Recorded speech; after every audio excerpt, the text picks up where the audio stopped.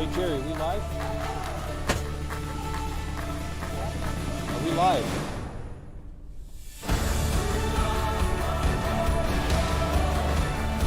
Are we live?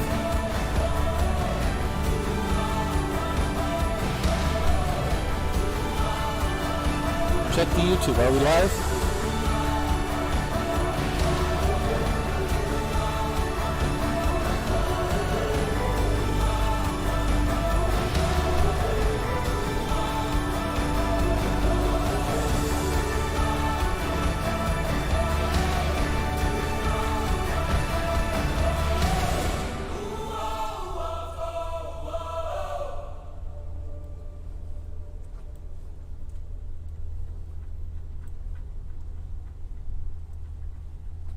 I got 2 viewers.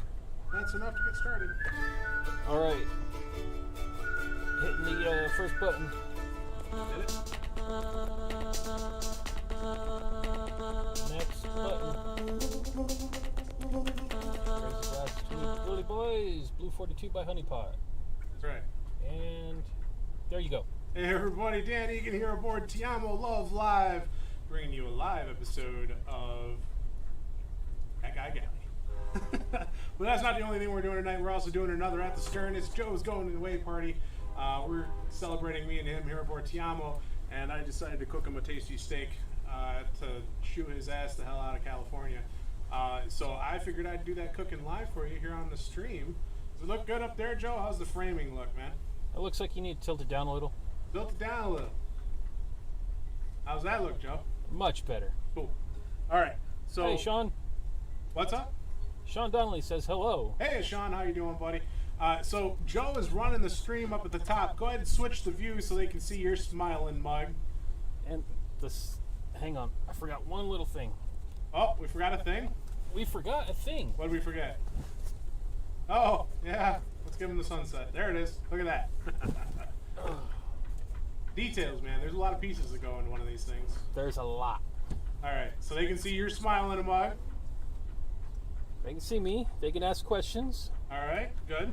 And this wonderful shirt was provided by a buddy of mine, Jerry. Gotta love it. What's it say on it? Eat a dick, California. That's right. So we're drinking Blue 42 tonight, and I got that here in front of me. I just pulled it out of the fridge. Here's the Blue 42.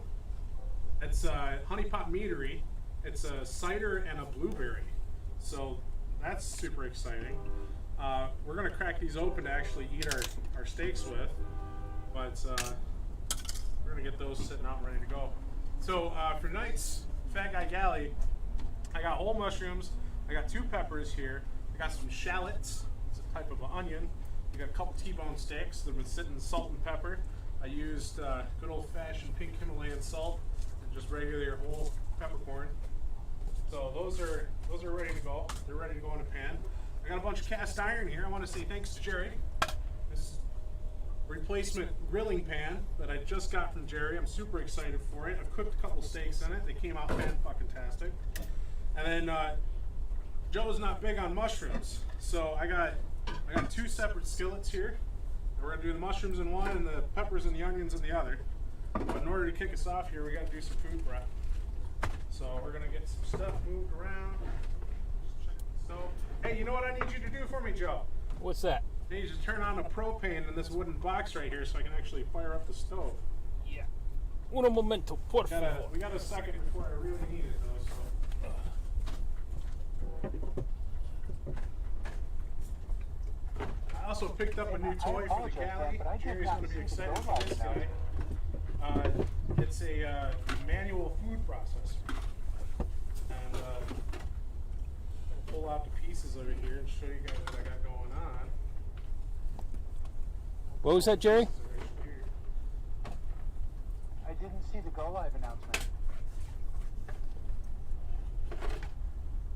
Anybody else see the Go Live announcement? Did everyone not work? I don't think the everyone worked. You type in everyone on my laptop, it'll work. I did, at everyone. Yeah, but typing it on my laptop. I'm signed in as the server admin.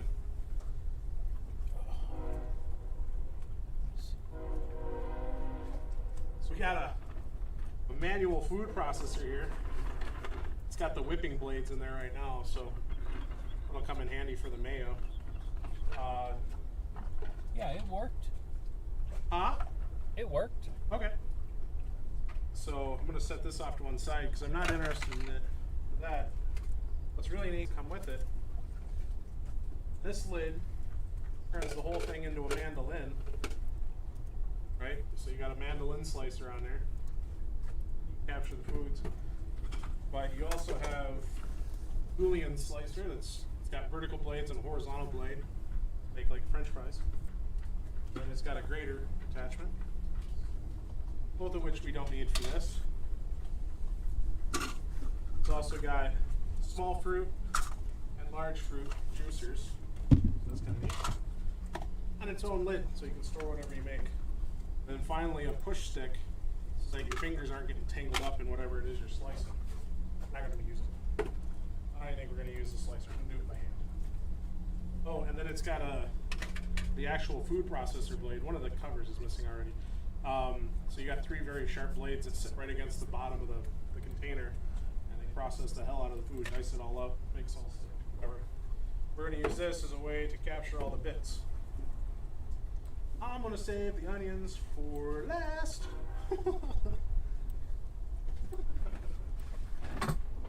What's the fun in that? Because he can. Fat Man says, "What's the fun in that?" I just realized you're cooking without the galley mate. Babe. Y'all will be able to see me cry in just a second, I assure you. We'll get there. We'll get there. So my favorite way to do peppers, take the knife, cut the bottom off, right? So then you got a flat bottom. And you take it, you go just around the top of it, right? Take that guy, throw away the bits, stick your finger in there, pull out the core, you're left with a circular cylinder shape. Set the bottom off to one side, because we'll use it. You take your large knife, cut it in half, cut it in quarters, right? And then you just strip it.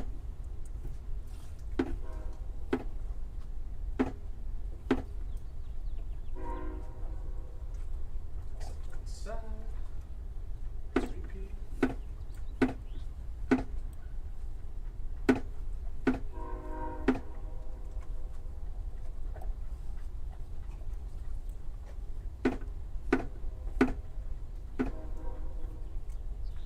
Now this is where the restaurant would stop after doing these sides to get these nice straight clean pieces. But because there's 2 of us, we're going to take that bottom and basically cut it into basically the same shapes. A little bit rubber. There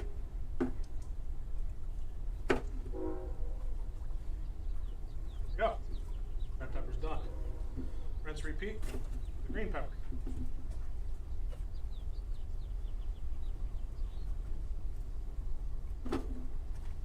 Twist the top off. That one came off one giant piece.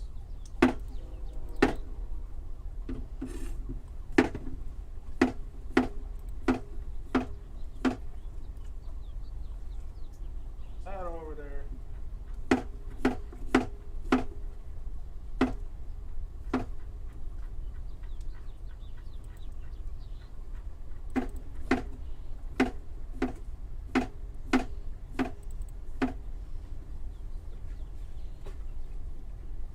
Hope everybody's having a great night tonight. It is Monday. I know that might be relative to whatever it is y'all do after your weekend. I know that was a long day at work, and I'm super excited to share a steak here with Joe. I was going to say it's Monday, so it means go to work and resist the urge to get that special drawer that has a bottle inside open. All right. That's all good. Got a little pot of peppers.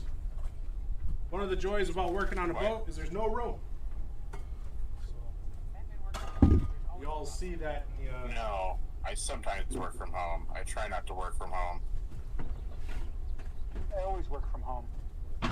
My work does a every other Friday off schedule. You do 4 9s and an 8, 4 9s and a day off if you want to. I've only ever considered that, and they said no. And I told them, well, if you let me do every other Monday off, I'll take it.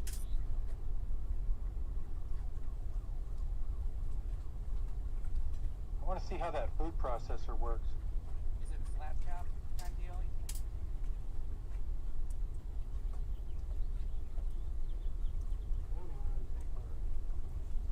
Yep. Missing some photos. No, not there. He needs a food processor where he has to start the boat. After all, the I onions don't are- quite have a food processor that big. The diesel has enough torque you can grind up bricks in your food. So part of the challenge here is the fact I'll that Top Gear.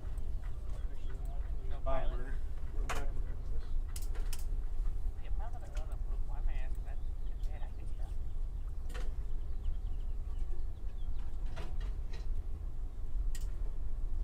Part of the challenge to a small galley is you don't have a lot of room to work, and the stove itself ain't very big. So we're going to put the larger pan on the back or the back burner, so there's more distributed heat on the bottom. And then get a little bit of oil.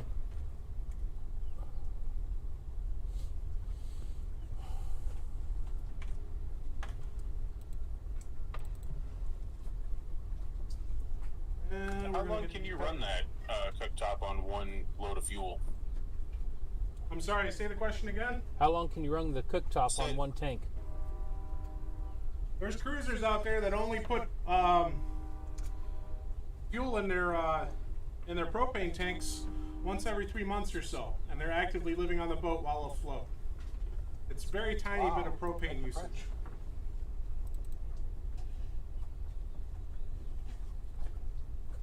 What do you think you'll get? I've had the same can of propane for over a year, But how Fair many enough. meals have you cooked on? but I'm also not living on the boat yet. Just drinking on the boat. Just drink on the boat. That's right. So we're gonna put a lid on that so those peppers can start warming up. And now we're gonna take and deal with the onions. Good grief. Not happy about this. I The just shallots, wanna I point cut- out I that cut you're the cooking tops and without the bottoms galley off. mate.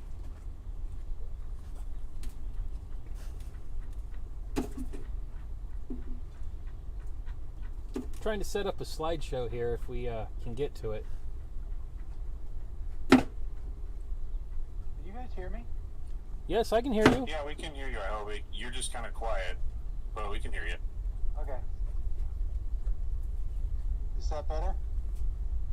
Yeah, and I also realized I had you cranked to the dirt too.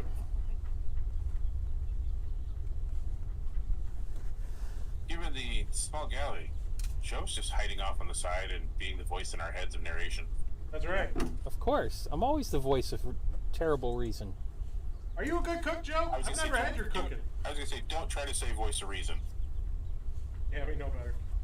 Um, You gotta show off the shirt more, Joe. come on. Is this not enough? It was just folded up. We needed the clear image so we can screenshot it for uses later. Bring on the tears. Aha! I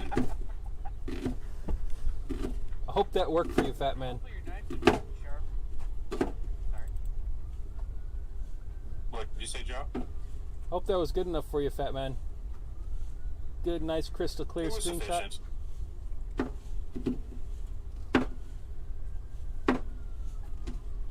was gonna say it's nice, hard, dull. So there's that. Different kind of onion with a dull knife. Hey, is your exhaust fan still on, Dan? Which exhaust fan? The box fan over the Oh yeah. big opening? So I'm getting that out here. Oh, you should try standing over it. Holy goodness, I can't see. I'm actually cutting blind right now. What kind of onions are those? Oh, they're shallots, man. They burn good. Oh, my eyeballs. Ow, my eyeballs. Oh, it's so good.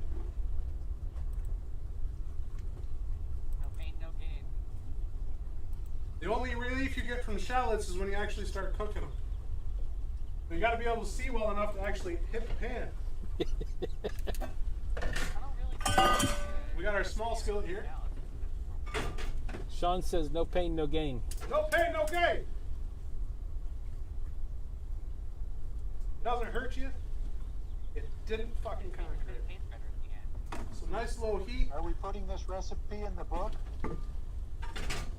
Jerry wants to know if you're putting it in the book, the recipe. Yeah, we could. This is just the way I've been cooking steak since I was 7 years old, so it's nothing special. It's just steak. Take a nice big dollop of butter. Then I'm going to take another big dollop of butter. That pan All good warmed up. dishes start with a shitload of butter. Always start with a shitload of butter. Yeah, I'll throw a little So, oil in there. throw a little butter in the pan.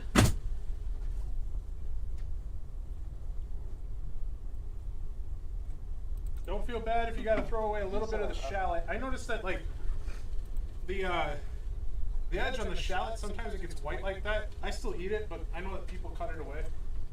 Doesn't hurt my feelings any. Want to make sure that the butter is all the way spread around the bottom of the pan. So it's a little hotter yet. What kind of steaks you cooking tonight? I'm cooking T-bone. Right there. You guys right here.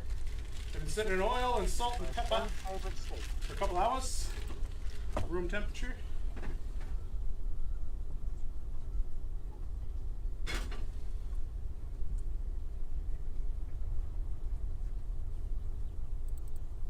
Oh, it's the only relief is when you actually start getting them in the pan. So now, you'll notice I threw them in there whole. Once they start falling apart and they become their own little pieces, that's how I know they've been cooked enough. To help trap the heat in there, I got a little lid.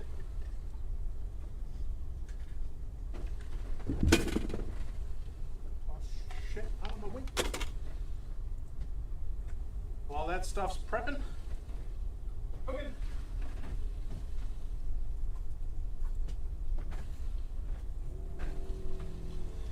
Get my mushrooms here. Rinse on.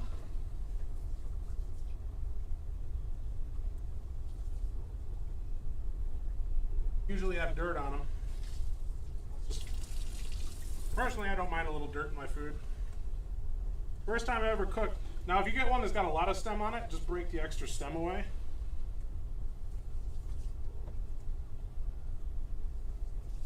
First time I ever cooked this steak, I was 6, 7 years old. I was at Boy Scout camp. Scoutmaster was tired of us young kids thinking that oatmeal and hot dogs was a balanced diet. Took us out in the woods. Thankfully did not shoot us, but instead showed us how to collect slate rocks.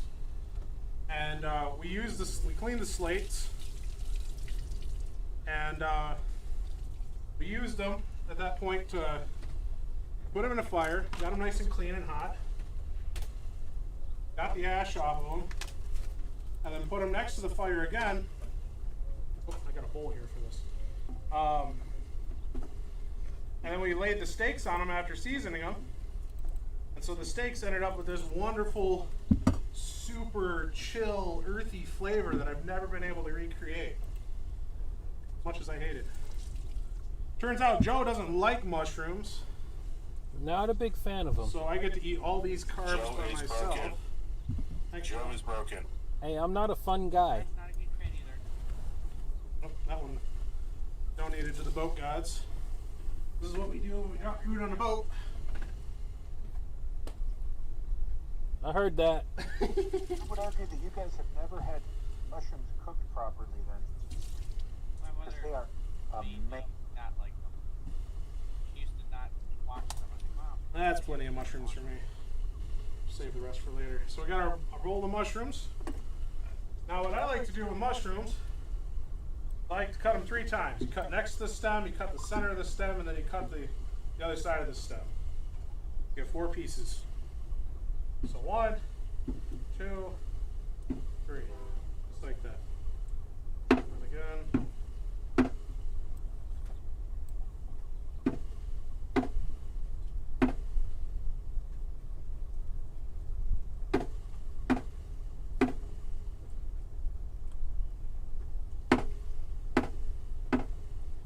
particularly big ones, I might cut the stem twice.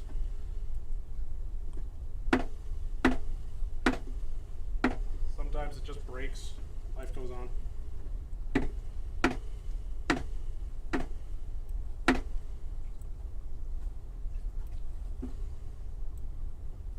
You don't want them much thicker than 1/4 of an inch. 3/16 is probably ideal for those engineers watching the stream right now. Our peppers are getting a little warm, so we'll stop what we're doing. Those are smelling good.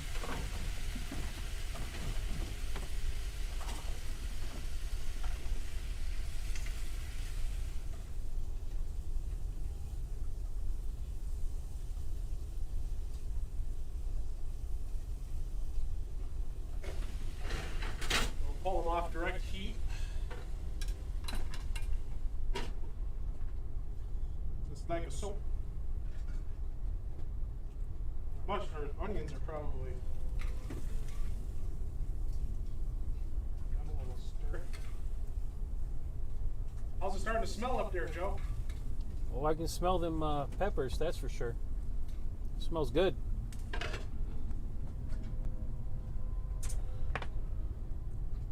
That is not garlic. Glad I had a small lunch.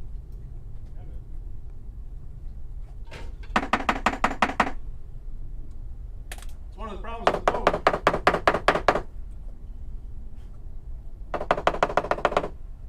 Oh, that's frozen solid. Good grief. You know, chopstick or a knife. That frozen solid, man. I don't even know what it is. Garlic. Oh, the garlic. Yak! For the peppers. There you go. Not so frozen solid now. You know, my favorite line about garlic is in Crocodile Dundee 2. When you got the 3 guys sitting there in the little alcove. Yeah? He's got the 2 aboriginals there, and the one guy's A light bit of garlic on there, not much. the one guy's eating a lizard, and he goes, "Are you enjoying that?" He goes, "Nah, need some garlic." Oh, the Aborigine? Yeah. Yeah, I love that scene. It's a good scene.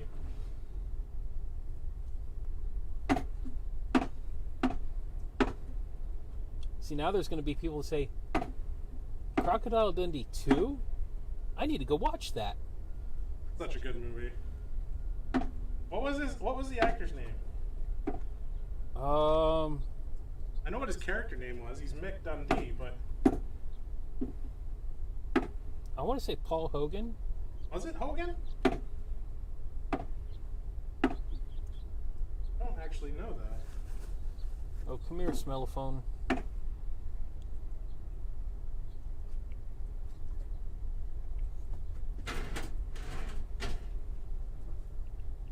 Oh, so many mushrooms. I love mushrooms, guys. You have no idea. Garlic and mushrooms. It's my jam. Do too. And indeed, Paul Hogan. Paul Hogan. Thank you. I might have too many mushrooms. Never. Oh, I'll sit here and snack on these all night. You don't even know. You don't even know.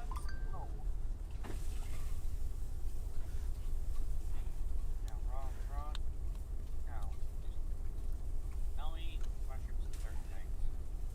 Question is whether or not I can put them all in this little skillet I got pulled out for him. Quizmaster only eats them if they're the magic variety.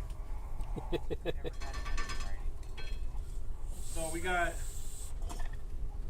No, I've eaten other vegetables that have gotten me high. Our onions are now broke up, right? So we can, like, we got this big piece right here. Once we pick it up and give it a couple taps, it just falls apart. They're well enough, and a couple of them are crispy in there. I like the texture. Good enough. What we're gonna do? Frame rate's gotten a lot better. Nope. Throw those in there. Her Wi-Fi must have picked up a little bit. I heard the frame rate went up. And as soon as I said that, it stopped.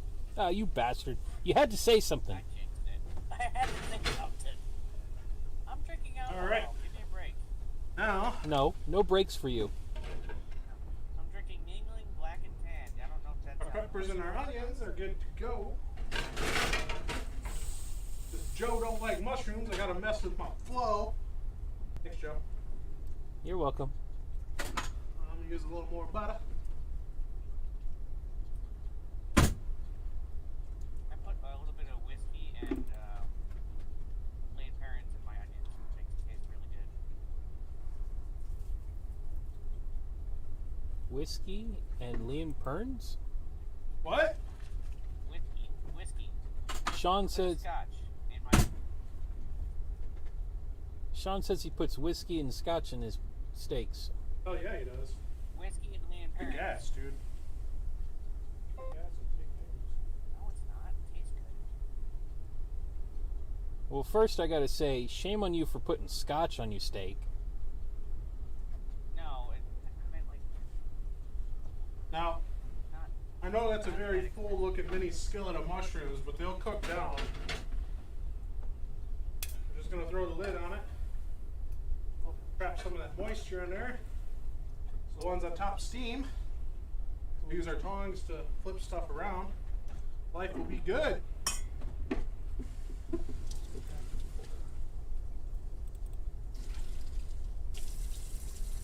So that's done. That's done. Now we grab our steaks.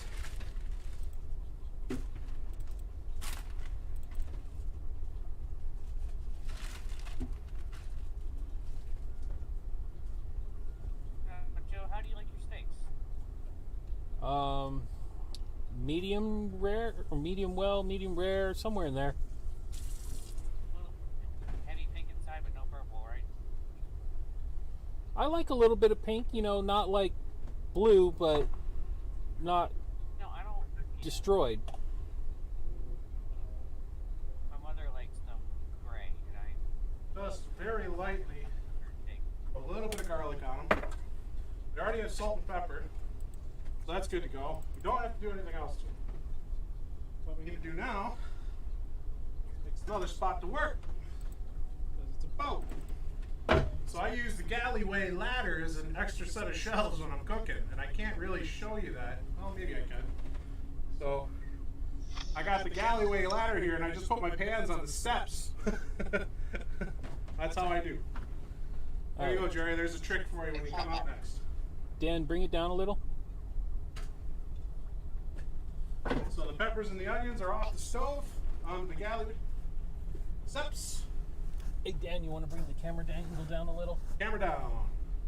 There we go. Thank you, sir. So we're going to toss this up in the air a little bit. Don't get the top ones on the bottom.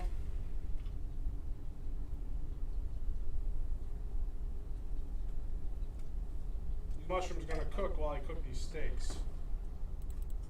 Now, I also like to put a little butter on my steaks.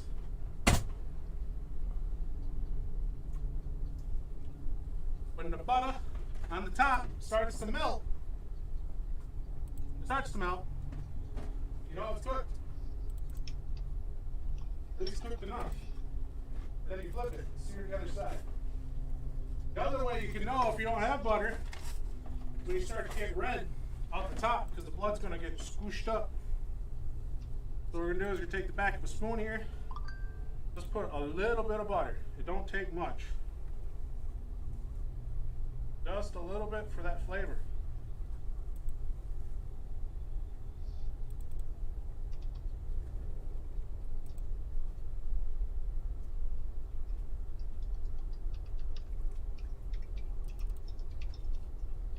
Yep. Flip the steaks, rinse, repeat.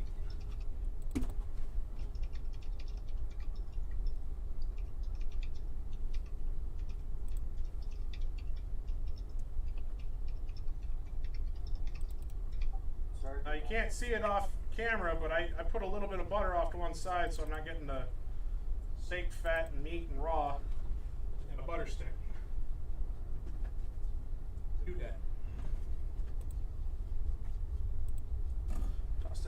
side. Get you right now. That looks good.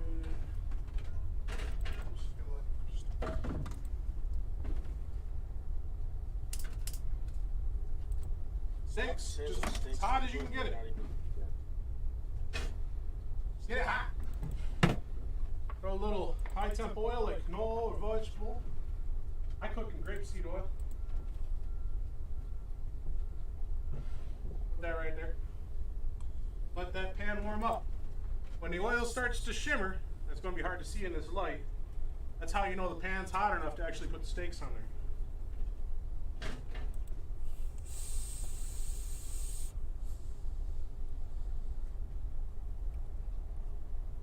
Goal here is to get a little bit of oil on the ridges so the meat doesn't steak. Although it shouldn't. These are really well seasoned cast iron pans. So while that's heating up, we're going to toss these mushrooms around a little bit. Whoa.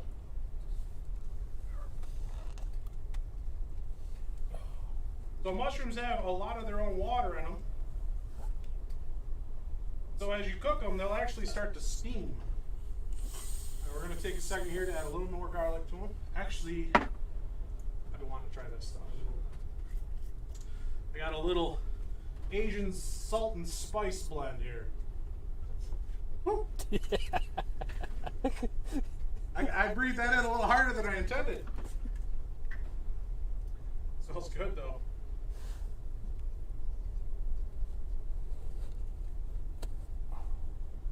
When you're adding spices to a dish, remember you're going to mix it down in. So it might look a little heavily spiced right now, but once it mixes down in and the liquids stay behind in the pan, it'll actually be pretty good. So we'll take a minute and flip that.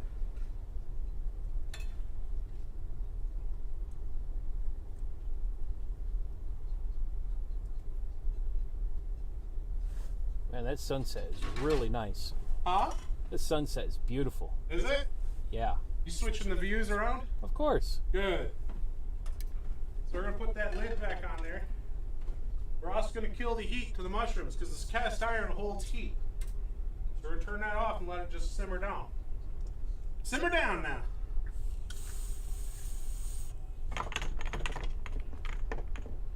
Still waiting for that pan to heat up.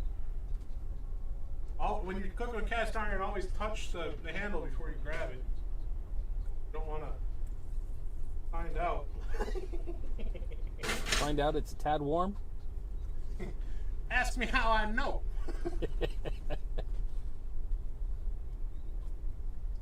Or let that pan heat up here until she's nice and sizzly. Another good way to know if you can't see, take a little bit of water and just splash it in there if it goes haywire. Probably with canola oil, you're probably around 400 degrees at that point.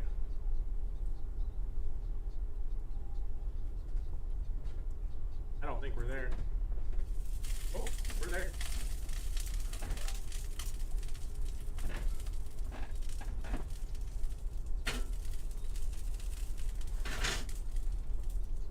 Go for the money shot. Get them steaks on there.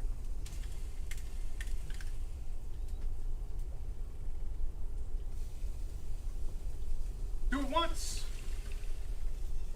Personally, I like to trap the heat in. There's our peppers, all sauteed up. Onions mixed in. Separate from the mushrooms because Mr. Joe doesn't like his mushrooms. Got to rub that in, don't you? He's not a grown boy. I hear he also doesn't like coffee. Pretty sure he doesn't like curry. Hey, what's wrong with curry? In fact, I'm pretty sure the man doesn't know the meaning of flavor, although he's about to find out. What's wrong with curry? I love curry. Then I would call that your statistical anomaly. Don't like mushrooms. You'll have to try a sliver of the ones I cooked. Just a little bite. I'll try a bite. You don't get to talk about what. Just a tidbit. I'll try it. So there's the mushrooms all done up. Smells good. Now, personally, this is why I add a little extra seasoning when I do these. I like to drain off the liquids so they don't get soggy in the pan. Oh, here, I'll do it this way for you guys. Self-respecting fat guy drains away the flavour. So there you go. And a seasoned, super tasty. Oh, super. Sarge says, what self-respecting fat guy drains away the flavor? What? Sarge says, what self-respecting fat guy drains away the flavor? Yeah, well, I don't like them to swim on my plate and cause a huge mess in my lap when I'm sitting on a boat. Remember, if it's soggy and you sit on a boat, I guarantee you, you will also be soggy if you're not otherwise soggy from other things that happen on boats. Sarge, you are weird. You pour the flavor into a shot glass. What's wrong with you? Give the peppers a little stir. The pan's still hot. It's still steaming. So, don't want them to overcook while the pan's still doing its thing.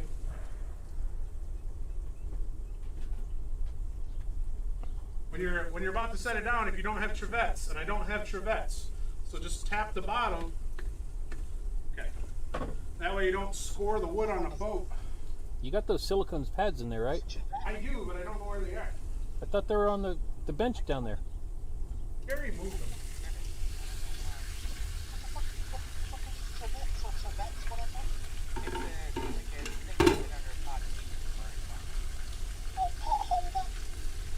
No, that's the thing you grab the pot with. Probably can work too. Most of the time it's like a ceramic tile or something. There's an undergrip.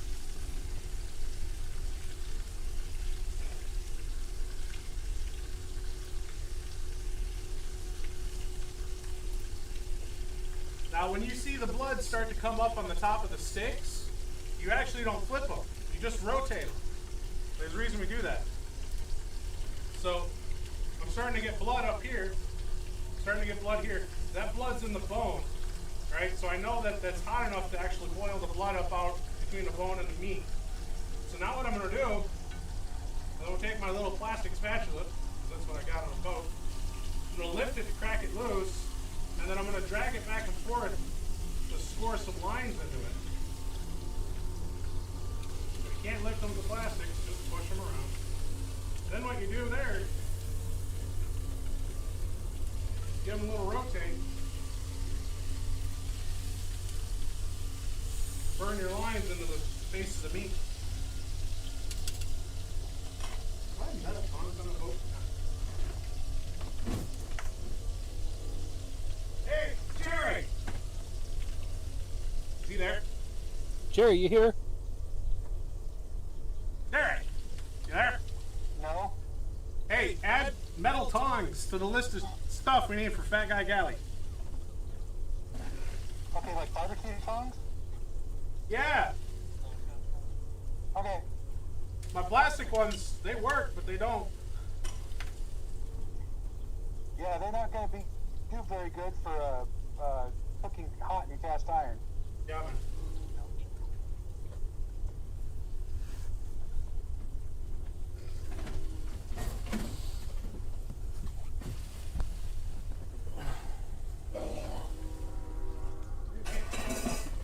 All that money has got in my face. See, that's when me and Tipsy differ when it comes to steaks. I don't move the steaks. The second it touches the pan, it stays there until it's time to flip.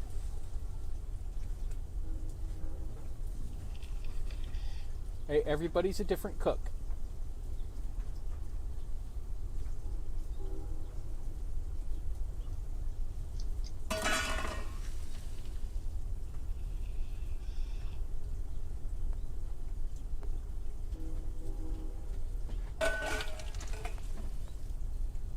Oh shit, I just realised it's the shirt that Crazy Joe's wearing. Very poignant. Just wow. Dude, I'm busy staring at the little tiny screen that's got steaks on it. I'm not paying attention to it. What's he watching? No, he just realized the shirt I was wearing. Oh, eat a dick, California? Is that better, Sarge? Yes. Sarge likes the steaks you're cooking. Who doesn't like steak? A vegan? Vegans, Oh, people that eat, yeah, they people eat that it. wait, people that eat it well done. My mother, I feel sacrilegious every time I have to cook her a steak like that. Just shout. That on metal orders of tongue chicken, is you you corner. tainted bastard. No, at home, when I cook her a steak at home, she wants it gray in the middle. I'm like, no. Well, then, yeah, give her a chicken steak. And when she says this is a steak, just say how the fuck can you tell me this is bastard? Like her chicken dry, her pork chops dry. I mean, growing up, pork chops were like rawhide. I mean, no. Now I actually cook the steak, the pork chops is a little bit under. Oh no. Like it's supposed to. No, to be fair, if I'm doing pork chop, I'm making sure that fucker has got every ounce of it good. Oh, yeah, is not thing. but Neither is chicken. Pork's one of the ones where I will do everything in my power to make sure it's cooked, and I'll do shit afterwards to make it hydrated so it's cooked. Pork and chicken are two of those things you have to make sure are pasteurized. oh yeah, I make sure it's past a certain temperature. Yeah, so you've either got to get it to 165 degrees, and then it pasteurizes within seconds, or you can pasteurize it to like, you can cook it to like 145 degrees, but you have to keep it at that temperature for like 15 minutes. I'm gonna try a TV steak. I heard they're awesome. They are, but you have to still do all the shit to them afterwards. Oh, Get you them gotta down. get it crispy well.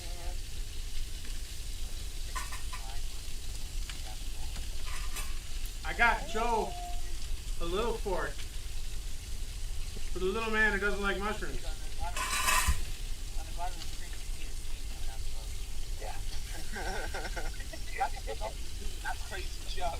Oh! What did he say? So Sean goes, hey, on the bottom of the screen you can see the steam coming off the boat. It's like, no, it's Crazy Joe. You got to put lotion on your hand.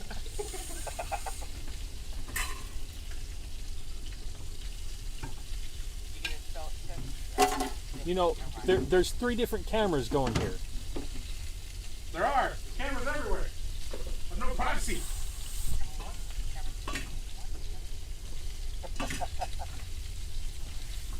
Little fork means no So mushroom. what is it, Wayne's World reference?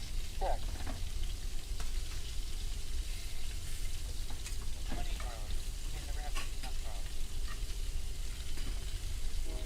He cooks it a little different than I do. I tend to put butter in the bottom and then I baste the top of it. A little bit of rosemary.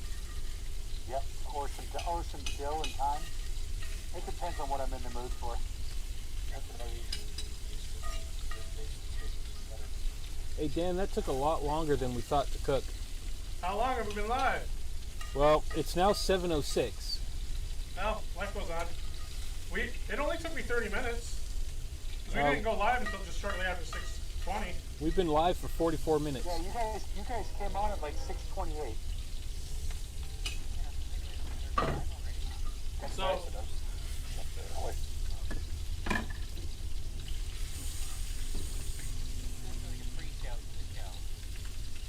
Hey, what do you think about doing bringing that little smoker out and doing a smoke on the boat, Dan? okay, little fork means a little bit of mushrooms for Joe, so you can see that he's So a Jerry worldly man now. wants to know, what do you think about bringing the little smoker out to the boat and smoking something? That would be frickin' fan-fucking-tastic, in my opinion.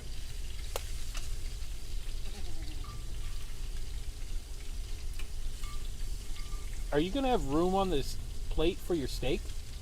What? You gonna have room on the plate for your steak? Sits on top.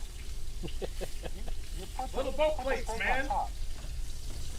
Fat Guy Galley, not Fat Guy fucking Papers. Applebee's.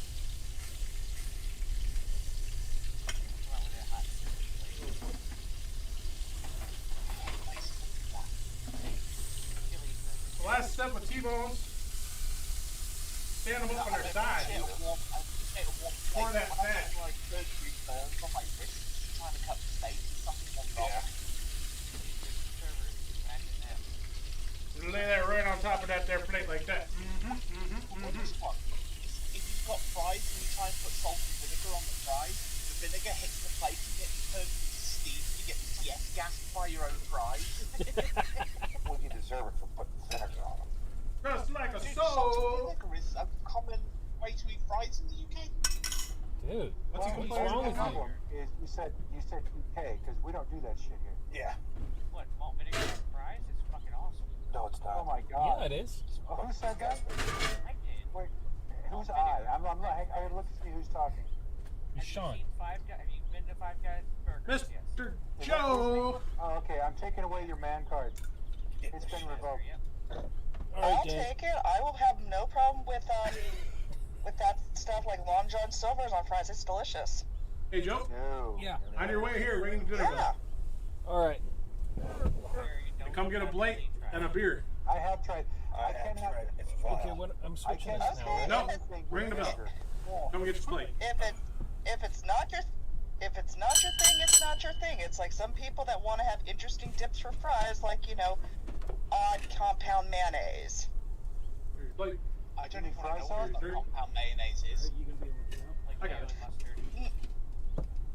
I thought it was mayo and ketchup, but people will come with all kinds of interesting things as a dip. If you ever go to Utah and order fries, it comes with fry sauce, which is a mixture of ketchup and mayonnaise and a little bit of mustard and relish. So So there, I've heard that described. there you guys go. it's Joe, can you special. switch to the full size? It's already there for you. Okay. So there's your T-bone steak cooked on the galley. Mushrooms with a little bit of Asian seasoning and salt. And then peppers underneath that with just a little bit of garlic. That's all it takes. But that's what that looks like when it's done. So what we're going to do... what we're going to do is we're going to set this all to be right back because we're going to move some cameras around. Set the ambient microphone up because that's currently what I'm talking to here. Camera's off center. Am I off center or is my camera off center? I think it's a little both. It's a little. It's a boat. I swear to God, it's not open yet. We're gonna get our drinks out. We're gonna get our food. We're gonna have a couple bites. It's delicious. So we're gonna put the Be Right Back up. We're gonna move some stuff around. So there'll be a little bit of chill elevator music right there while we get stuff figured out. And we transition from our live special episode of Fat Guy Galley to some At the Stern to see Joe off on his way to Michigan. Joe, roll that Be Right Back.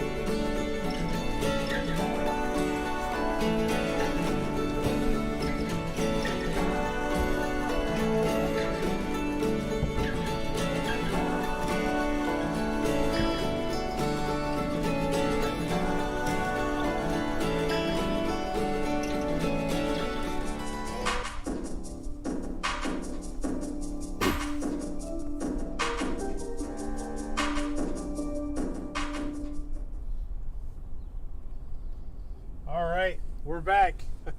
I'm back up here on the stern with Joe. Joe, say hello. Hi, Dan. Hello, Joe. Are we actually looking at each other this time? It looks like we are. Okay, it's good enough. I was checking the blocking. Your drink is right there. Excellent. There's my drink. We're just catching up right here, right quick. Hello again to Sean Donnelly, Michael Peterson. There's the meat. I hope you saw the cooking of it. Fat Man, thank you for joining the stream. Deck Boss, hello. Lieutenant Colonel Panic. Dope. The party started early. That's right. We kind of started without you, I guess. Inago Chunks, thanks for joining us. And sounds like I'm hitting it twice as much. Hitting what? Hitting the bong? Hitting myself in the head? I don't know. Mike, what's the problem, buddy? What am I hitting? So we got these delicious steaks we cooked here, so we're going to be snacking on these guys. Amy S., hey, how you doing? Thanks for joining us. So we're just going to shoot the shit and hang out here. It's a going away party, so you guys can join us virtually, and Joey and I are sitting here. The first time we ran at the stern, it was a little iffy. There was some technical difficulties. First of all being that we reversed our cameras, and it looked like I was looking away from Joe, and Joe was looking away from me, like we really didn't like each other, which it's supposed to be camera magic. We're supposed to look like we like each other, but it wasn't. We had the cameras backwards. The magic worked the opposite way for us. Yeah. So we're going to dial things in here a little bit. We got a beautiful sunset. Man, it's been gray and overcast all day here today. But we got a beautiful sunset. We got an excellent plate of food. Grab one of those mushrooms and put it in your mouth. Tell me what you think. I'm gonna test Joe's mushroom flavor. I put them all off to one little side for you, so you don't have to eat them. Nope. Still a nope. Man, Still nope. I tried, dude. I tried.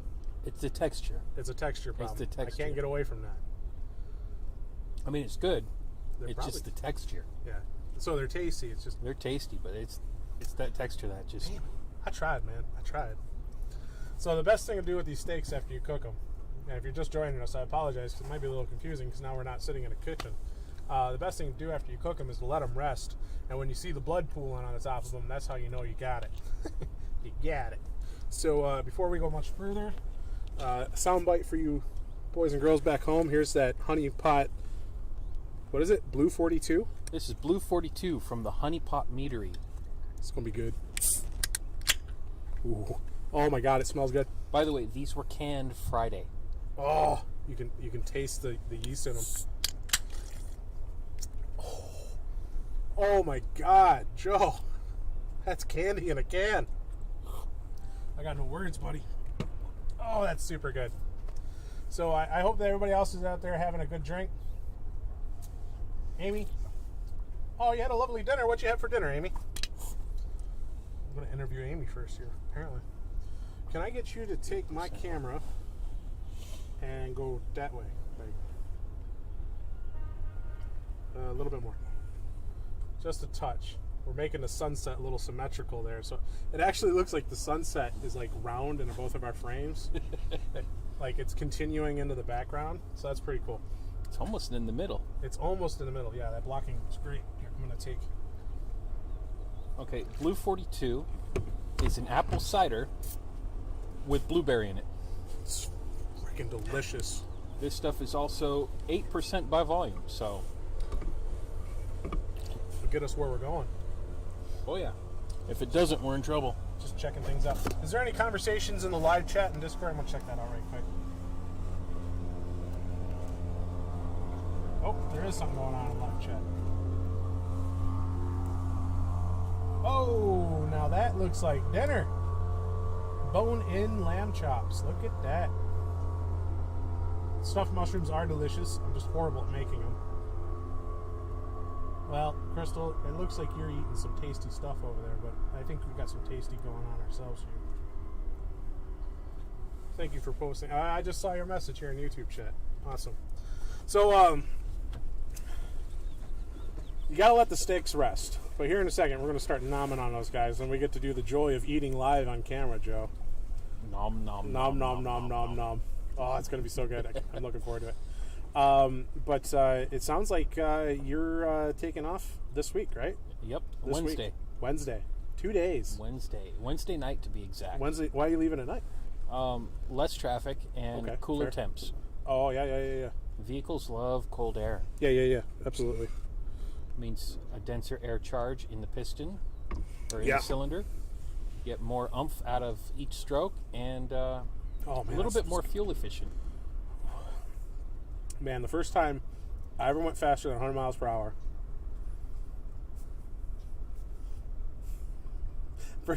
First time I ever went faster than 100 miles per hour, I was in my 1972 Opel GT.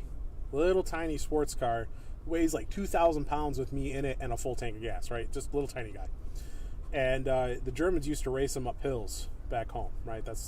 It was Adam Opel was the guy who started the company. It was his solution to the Autobahn, because before that he made really boxy looking, like World War I, II, like that changeover right there. So like these really boxy looking cars, the Rockford and stuff, and he wanted something sporty, and so the Opel was born. And interesting, the original Stingray Corvette, while it was in production, was known as Project Opel, because they grabbed the designer for the Opel and yoinked him. And he was the one who designed the body on the Stingray. So he had a little Makes tiny sense. German European car, right? And then he came to America and they're like, okay, here's a giant V8, build a car around it, and it looks like that cool little thing right there. And then the Stingray was born. So the Stingray was originally known as Project Opel. So You could say we're going to take your car and give you our engine. yes, it was very much that. Anyways, it was Make it work. probably March going on April. It was about 2 a.m, and the car didn't have a speedometer. It didn't work. I couldn't get it working, because this is the car I was given by my dad when I was a kid, and I had a little TomTom thing, right? And I just happened to look down at it to see how fast I was going. I was going 120 miles per hour, and this stupid little car just right down that freeway. It was running so smooth. 2 a.m, nice chill air. Holy crap, that car was humming. She was zipping. The fastest I've been in my truck, well, I don't know how familiar you are with a Tacoma, but they Aside from the fact you own one, not at all. They go from 0 to 120 on the dial, and Sure. I can tell you right now that there's no governor in that truck. There's a lot of desert to play out here, and then that's for sure. A lot of wide open space. And the fastest officially that I know I've gone in a vehicle is 130 Yeah. through Barstow Desert. Ooh, that sounds like fun. It was my buddy's Class 1 car. Oh, It's okay. desert buggy. It's 500 horsepower. So you were off-road. Full travel, yeah, off-road, Oh, full travel man. suspension. That sounds sexy. And we had just rebuilt one of the shocks, and we had to test it. yeah. So it's hop in. You keep an eye on the speedo, which was Garmin GPS unit, Yeah. and he just booked it. Yeah. The fastest I've ever gone was the fastest I've ever technically gone was in my 2011 supercharged Jaguar XF with the 5.0 Ford engine and the 6-speed transmission behind it. And I won't actually tell you what was on the speedometer, but I tell you right now, that car was giving me everything she had. Freshly paved highway in the middle of the woods. The only thing that was going to hurt my day was a deer at that point. And thankfully, I was going way faster than they could run out in the road. And Well, you hope, anyways. Timing plays we a never big factor of that. we never found a deer the wrong way. I'm sure they were out there, but They just heard this weird noise, and what's that? you start talking about going fast, and the cops are less than 100 yards away, right over there. And black and white just rolled up. So that Class 1 car, Yeah, man. when you're trying to watch the gauges, because as a co-driver or passenger in that vehicle, You're the You A have- driver. you have to watch all the gauges. Yeah. And these are analog gauges. They're like 2.5-inch gauges. Yeah. And then you have to watch the nav screen so you can see where the heck you're going. Yeah. Now, when you're doing 130 through the desert, Yeah. trying to focus on gauges in a screen doesn't work so well because your eyes are trying to compensate for all the bumps. Yeah. You're shaking like crazy and Yeah. you don't know it. And you're just like, I can't see shit Yeah. except the needle and the 2 arrows where it's supposed to be in between. Oh, is that all they give you, really? Well, my buddy, he's been racing forever and a day. Sure. And he found that if he puts an arrow at the maximum range and the minimum range of where it wants to operate at, Sure. he can see the needle in between no matter what. Oh, okay. Yeah. And so that's what he goes off of. You just put a couple dots on there, and as long as the lines between the dots keep going fast. Exactly. I love it, man. And it's so it's 500 horsepower naturally aspirated LS1 good. Yeah. with a beefy transaxle, and it just goes. Craziest drive I ever took. I was going down to visit my buddy Eric at Camp Lejeune, down North Carolina. Marine, motor transport specialist. I'm sorry, he's a Marine. Life goes on. And the guys at the base were like, fuck it, the civvies are here. Let's go hit up Myrtle Beach. The problem was there's one of those crazy weather fronts coming off the Atlantic. And so I had my Cutlass Calais. Eric was in his car, right? We were in the front with the Cutlass. And I was the driver. And I had a military-trained expert sitting next to me calling every single shot. And then I had 3 more sitting in the back seat watching every which other direction. And so we took that stupid Cutlass through that thunderstorm at way too fast. And we got to Myrtle Beach in what had to be record time. Because there was no way anybody's going to be out there messing with people for going down the freeway quickly. Right? It was one of those real rippers, you know what I'm saying? Yeah. But at no point did I feel unsafe because I was getting, by the second, relevant updates from 4 different highly trained Marines who just wanted to go to the beach. And man, that was the craziest drive I've ever been on in my life. It just... the amount of information, but it was super clean, right? I mean, precision information coming to me. And I just pushed the pedal down. They're just like, go. Go faster, man. Let's get to the beach. Don't worry if we get pulled over. We'll just pull out our military cards. I was like, I don't have one. It's like, all right, we'll do the talking. He's like, okay. I'm not trying to handle it. All right, man. We're freaking going. If the cop was going to pull me over, I'd be like, look, sir, you see who I'm riding with? I wasn't making decisions. I was just obeying orders. That was a really fun drive down there, though, man, let me tell you. So what's everybody drinking tonight? Other than us, we got the Blue 42 here. Which is amazing. Oh, so good. A little pricey, but... Black and tans? There you go, buddy. Black and tan. What? Tasty. What's the difference between a black and tan and a... milk. Oh, you gotta... Okay, I see what you're doing. Just, who said milk? Going already. Jerry, 43 and milk. Oh, 43. 43 and milk. I was like, we're gonna have to give Joe's little fork away. Hey, I tried a mushroom. Can't give me too much shit. Oh, man. Oh, look at how juicy that is, man. I like oyster mushrooms. Oh, it's so good looking. You can see the juices of the mushrooms rolling around down in there. Goddamn. Oh. I'll tell you what. I got a lot of complaints in life, but they all go away when I cook and I eat my cooking. The problem is I don't know how to cook for one. That is the problem. The same amount of food I cook tonight is what I usually cook for myself. And so I like huge plate, not like 2 steaks. I just cook 1 steak because that's easy enough. Just cook 1. But it's like, how are you going to cook half a bell pepper one night and then you're like... It's all soggy and nasty the next. Yeah, you can't do that. Even if you cut half of it off and save it, it still goes bad after once Onions you are cut the it. worst for that. People are like, oh, you can put half an onion in the fridge. Yeah, to throw it out tomorrow. Exactly. Doesn't work. what That's I why I do. cook with shallots, because they're tinier. And they got a ridiculous amount of flavor in them.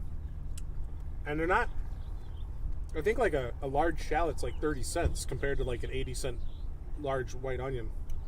And they just have so much more flavor in Or them. you get them red onions that are just like massive. Yeah, and you can never cook all of it. Yeah. You got to be cooking for an army to use like one red onion. All right. This is probably the worst seating position to cut a piece Oh, of you meat. got it. They're really tender, so they should fall off that bone pretty easy. They might be a little bit high on the wrong side of medium because I was talking to the camera more than I was cooking. But the mushrooms are perfect. You and your fucking mushrooms. Oh, they're so good. So good. Not as good as this freaking Blue 42. Holy crap. Yeah, the Blue 42 is a little pricey when you buy it in the can. But if you decide to go over there, make sure you have a designated driver to get the fuck home. Oh, yeah. Well, they do tastings, and you can sit there and drink. I'm gonna drain that delicious steak juice into the mushrooms here. Oh, we got to put it in a shot glass and send it to Sarge. The last 8 or 9 months, it's just gotten expensive. Which is that? Oh, the honey pot? Yeah. Yeah. I've known Alex for 25 years. Really? Well, after Joe goes, Alex is through me. After Joe goes, I still want to get up there and meet the guy. We just haven't had a good opportunity. Yep. So they're just this side of pink of medium. Mine is, anyways. You got a little bit of pink left in yours. Yeah, I got a little bit. Just got to cut the extra fat off. There is a huge track of fat on the side of it. All flavor, baby. All flavor.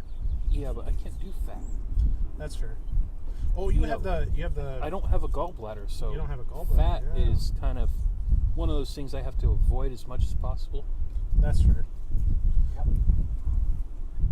Well, I would still cook the steak with the fat on it just for the flavoring, but of course. That's why you just cut it off. I got to spend a little bit more time cutting fat off, but. What? Wait. What about Joe's gallbladder and California legal? Yeah, it makes them California compliant. Hey, Sarge? Go fuck yourself. Technically speaking, it does remove some fun, so it kind of follows along the California guidelines, because if it's fun, they make it illegal. Yeah, no shit. That's Joe taking care of the... That's why we can't use tannerite. He's going to step over the border into Michigan and go and regrow a fucking gallbladder. Yeah, well, he's just going to step over. He's going to drive over the border into Nevada and just do a big sigh of relief. And the second I get to Michigan, the first thing I'm doing is removing California from my rifles. I was just about to say, you can start putting all the gas pistons back in. Well, it's not the gas pistons, it's the... gas tube. Gas tubes, and you can actually get proper size magazines again. Yeah. Do you even have non-California magazines? I can get proper size magazines. I just need to go and unlock the box and get my proper size magazines from Michigan, because they're all stored in Michigan. Yeah. Hint, hint, wink, wink. Do it, man. I can run standard mags in Michigan. Yeah, you can. Not these 10 round. 50 rounders. You can totally run drums. If you want drums, you can run drums. Who gives a shit? And I can get a suppressor. Yes, you can. $200 tax stamp, but that's it. Yep, just a tax stamp at that point. Yep. Retarded. Just pay your tax. Tax stamp, motherfuckers. Well, that's the Fed. That's not Michigan, you know. Yeah, I know. So. I can still bitch about it. I mean, instead of the oil filters we've been using? What are you talking about, oil filters? You mean the solvent traps? That we use to catch the solvent when we clean our rifles? Exactly. The cleaning kit. Yeah, it's part of the cleaning kit. I don't know what you're talking about. Mine, unfortunately, has a little hole in the end. I am not from California. My gallbladder works, and that fat is delicious. I am sorry, Joe.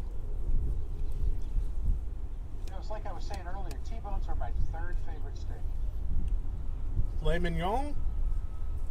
As your first? No. No. What's your... Ribeye, porterhouse. Oh, got it. Proper porterhouse, man. Talk about a steak that's hard to cook. Nope. Reverse sear it or use a sous vide, you're good. Yeah. You're not going to put it on a grill and go to town, though. Don't you have to flat griddle a... You're not going to put it on a grill and what? Don't you have to cook them on a flat plate to sear them hard enough? Cast iron, baby. No. Really? Well, we're going to have to cook some porterhouses on the boat then, buddy. You put them on the smoker. Oh. You smoke them on low for about an hour, 15 minutes. Right. Get the internal temperature up to about 120 degrees,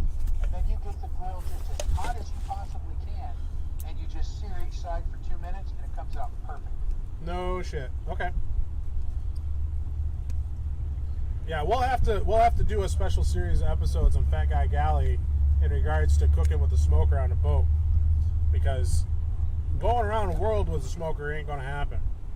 But folks in RVs and stuff might be able to have them. The little Traeger he's got can fit on the boat nicely. The whole problem with the smoker on the boat is you don't have any place to store the pellets, because if the pellets get even mildly damp, they're wasted, they're toasted. Well, that's pretty much a death sentence for long-term smoking on boats, isn't it? For a pellet smoker, yeah. But if you had like an offset smoker, the damp wood doesn't matter as long as you can get it to light. The dampness of the wood just makes it smoke a little more. Right. Well, I was thinking about getting one of those. But then you have to. I was thinking about getting a wide magma grill as opposed to the round job I got. That's next to Joe's head. Yeah. On a wide magma grill, what they show is you put the heat under the wood chips. You put the bins of water under the meat, and then you have heat and water, and you have chips and meat, right? Meat's over here, chips are over here. Basically created an offset smoker that way. Yeah, and doing that, you can like, that's how I do ribs in the 55-gallon drum grill that's at the house. Yep. So when you get to the house, there's a big, beautiful charbroil grill. It's sitting on the stove or on the porch. It's got a little side stove. I'll go outside and I'll put the cast iron skillet right on the grill. I'll cook everything, do the steaks, heat a pot of water on the side burner, do up mushrooms, full frickin' mashed potatoes, veggies, and steaks dinner. I wish I had time to do mashed potatoes because I make a really good mash. And all of it standing on the front porch without ever going inside. Do you leave the skins in? Hell yeah, I do. Okay, good. I also add, so I only mash reds. I don't like Idaho mash. I leave the skins on. You brush them so they're clean. Yeah. A little bit of dirt don't hurt, but you brush them so they're clean. And then you cut them into quarters, you boil them, drain them. Mash them. And then what I do is, while they're boiling, I throw in entire cloves of garlic and boil the garlic right into the potatoes. And then you mash the garlic and the potatoes all together. And then after you drain it, you add a bunch of freshly shredded Parmesan. And you mix that all in there while it's mashing. Just a small dash of milk, a little square or two of butter, so it's got that creamy texture to it. Perfect. Parmesan, garlic, mashed potatoes, Redskins. Totally perfect every single time. Mm-hmm. Fat kid heaven. But another dish you can't cook for one. Blow your mind? What up, Holmes? Get yourself a potato ricer. What? Potato ricer. A potato ricer, R-I-C, like riced potatoes. You're just putting words together about food. I don't actually believe this is a thing. It's a real thing. I don't believe it. What's it do? You boil the potatoes like normal, Uh-huh. and then it looks like a garlic press, but it's giant. It's for potatoes. Oh. You press the potatoes through it, and they extrude through the holes, and then all you do is add a butter and a little bit of seasoning and eat it that way. No You don't shit. even have to add milk. I have to say that the red bell peppers are tastier than the green bell peppers. Okay. You like the reds more than the greens? Yes. All right. Do the greens turn out a little mushy? They're a little on the tart side. Really? For me, anyways. Okay. I can accept that. I'm also a little weird. No, you can be weird, man. The fact that you don't like mushrooms means I'm not going to take your opinions about peppers very seriously. I'm just going to give you a hard time about it. That's all there is to it, man. It's the texture. You're probably going to hate me for saying this, but broccoli's the same way. Oh, you can't do broccoli? It's the texture of it. Oh, that's too bad, man. So broccoli, cauliflower is right out for me because of the texture. Man, just so you steam broccoli just till where it turns that brightest green color it can get to. Little tablespoon of butter and salt on the top of it. Oh, it's heaven. You don't need a bunch of shit. Don't need a bunch of shit at all. Asparagus is another one I can't get past. I have to grill asparagus until it's crispy. I make it crispy and then I can eat it. Otherwise, it's just this gooey green stick of meh. Completely agree. And all it takes is a little bit of oil, salt, pepper, grill it till it's freaking crispy, and it's Yeah, I know someone that burns that You shit. put it in a baggie and you add that oil and the pepper stuff. You just stir it around in your hands. You massage it all together, and then you roll it out on the grill so that the asparagus is 90 degrees to the grill grates, and you just let that shit brown, and then you get a spatula with a knife edge, like a serrated knife edge to it. You take the knife edge and use it to get traction and roll the asparagus so it blackens and browns equally all around. Perfect. So I know someone that just absolutely destroys asparagus. Who that? Guy by the name of Eric. Yeah. Jerry knows who I'm talking about. He'll fucking burn that shit and not turn any exhaust fans on. Yeah, that's my son, Eric. He loves grilled asparagus.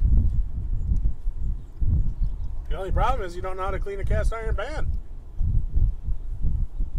No, but that one that I gave you, I cleaned. I even used a freaking drill with the wire brush on it to get everything clean, and then I seasoned it 5 times with grapeseed oil. So it should have a good season on it. It does. And I've been cooking on it nearly daily with grapeseed oil. I also have a chainmail scrunchy thing. It's got like a rubber brick in the middle of it. And you take that chainmail and you just run it between those grooves real aggressive. You should see that pan. When you come out to the boat, you'll see it. I usually keep it at the house because this is what I eat. This kind of steak. I eat this or chicken in place of the steak. Yeah. Because the diet I'm on. Believe it or I'm not. telling you, I used a drill with a freaking wire brush to get this stuff. He cooked on that thing so much it didn't clean it that it didn't look like there were barely any grooves in it. It was that bad. Yeah, man. Clean your cast iron. That's all there's to it. Yeah, just It don't take much. and cast iron man, is I like was the using best it. thing I had you can used cook a on. chisel. It was bad. And at that point, I'm just like, you know what? I just put so much work into this. He's just going to ruin it. I'm going to give it to Dan because I don't cook meat in that. I use my grill. Yeah. Well, I appreciate the hell out of that pan. And Joe's currently reaping the rewards of that pan. He's reaping the hell out of it. Like, he done did reap. Nom, nom. Nom, nom, I've got nom, another nom. one I'm going to bring out to you. It's got similar types of grooves on it, Yeah? but it's a griddle. And Ooh. it'll fit across those 2 burners on your stove. Oh, that'll be so good. We'll be able to do pancakes and stuff, man.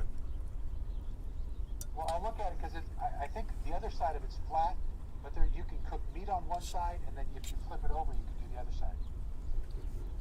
We're going to switch to that. Check out that sunset, me double boys. check. Look at that beautiful sunset. Gorgeous.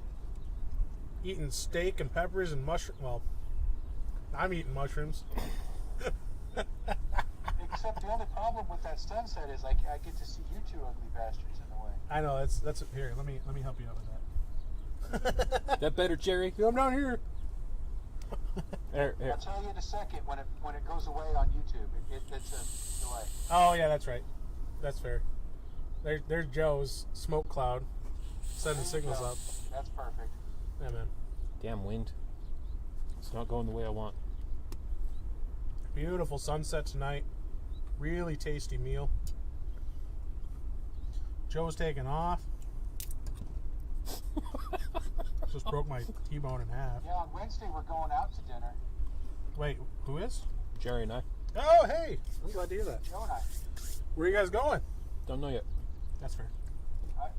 He wants to go to TK. Probably- Possibly. Probably TK. You know, it's got good scenery.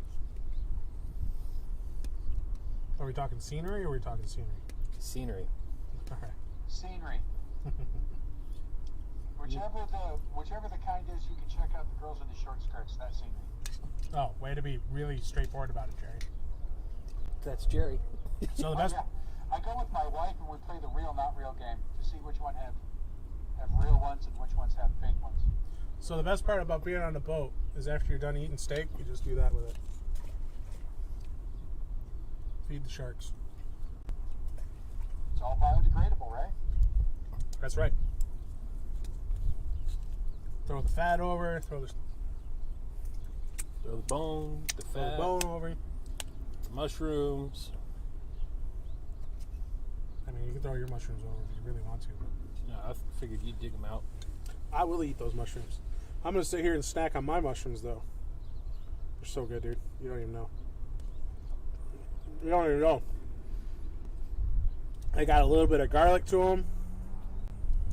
I don't know what is all in that Asian spice with the salt, but man, I'm kind of a fan. They got the zing hard to part them. about that, right? What's that? Is when that's empty, finding more. Wait, what's empty? Well, when that little bottle of Asian spice goes empty. Oh, I'm gonna have to find more. I know. You know what really sucks? When I sail out of here, and I'm in Santiago, and I can't find the meat I'm used to, or I can't find the basic veggies I'm used to. I'm gonna have to re-architect my entire cooking style every single time I go to a new region of the world. Oh, fish fun on that meat. But you know what you can find anywhere? Mushrooms. Mushrooms, yeah. Just be careful if you see red ones with little white spots. Amanitas. Just try not to eat those ones. Too many of them, anyways. That's fair. Look at that sunset. Holy crap.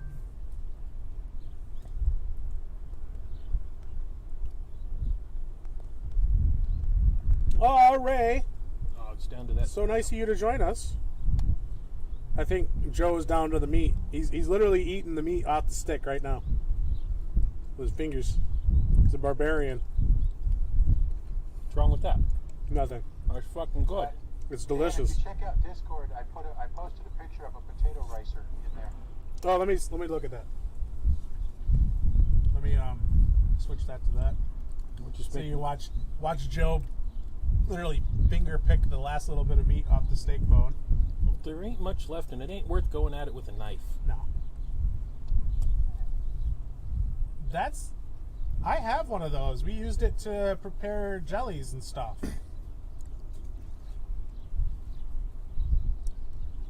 Oh, there's That's seagull. called a potato ricer. I got one of Just those, steam dude. the hell out of the potatoes and throw it through that. Hey, Seagull, get back here. And then you take the stick and you just roll it around the inside of the funnel thingy. The trick to that is you don't actually jam with it like as a mortar and pestle. I've seen people do that with those. But I've only ever used them to prepare fruits for making jellies and jams. I've never thought about... You can probably do that for it too. That's why. Yeah. Where'd you put your picture? Because I saw... you see the seagulls in the picture? You're going nuts. I saw the picture that Crystal posted. Look at that. That's all. You Where want did the I fat? put mine? I put mine in You're going to make the seagulls shit all over my boat. general chat. Sorry, I didn't put it in live chat. Oh, right on. It's all good, dude. I put it in general. I apologize. Yeah, when we're live, put it in live chat. Otherwise, I have no idea where to look. So, Dan, that was amazing. that was amazing, wasn't it? You know what? Never trust a skinny cook, and always eat the fat cook's cooking. Yeah. That's simple rules in life, and you'll have a good I put fucking it day. live. Joe murdered his. I mean, granted, I don't have a steak left on my plate either, but So, one of the meals that I enjoy from time Alright. to time when I feel like killing myself because the amount of fat and cholesterol in it sure. is kielbasa sausage. Kielbasa. You go to Costco, you get their Yeah. pack of kielbasa sausage, Yeah, take a chunk out, thaw it a little so you can cut it, sure. and then you can cut it in rounds, and then cut the rounds in half, or you can cut it in strips and then cut them into little pieces. Yeah. The goal is to have a lot of little pieces, Yeah, you gotta have tiny pieces, right? and then you get your cast iron nice and hot, throw it all in there, and you cook it until it turns brown, Right. almost burned. Yeah. Not burned, but almost. Yeah, it's gotta be crispy. And then you put You gotta have that caramelization. Yeah. yes, the caramelization brings out all the flavor of it, and then you cook yourself a pot of your favorite mac and cheese and mix that in there. You just blew my mind. Hey, Jerry. We need to add a high quality mac and cheese to the cookbook. And if you want to get real crazy, you add bacon. I believe it did. I'll check it out. I'm talking like the kind of mac and cheese you put panko on the top, and you after you make it, you put it in the oven, you bake it to crisp the top of it. Now, another thing you can do is you get the shredded cheese. Sure, It's sure. the 4 cheeses. Yeah. You sprinkle some of that across the top and just let it melt down before you serve. There you go.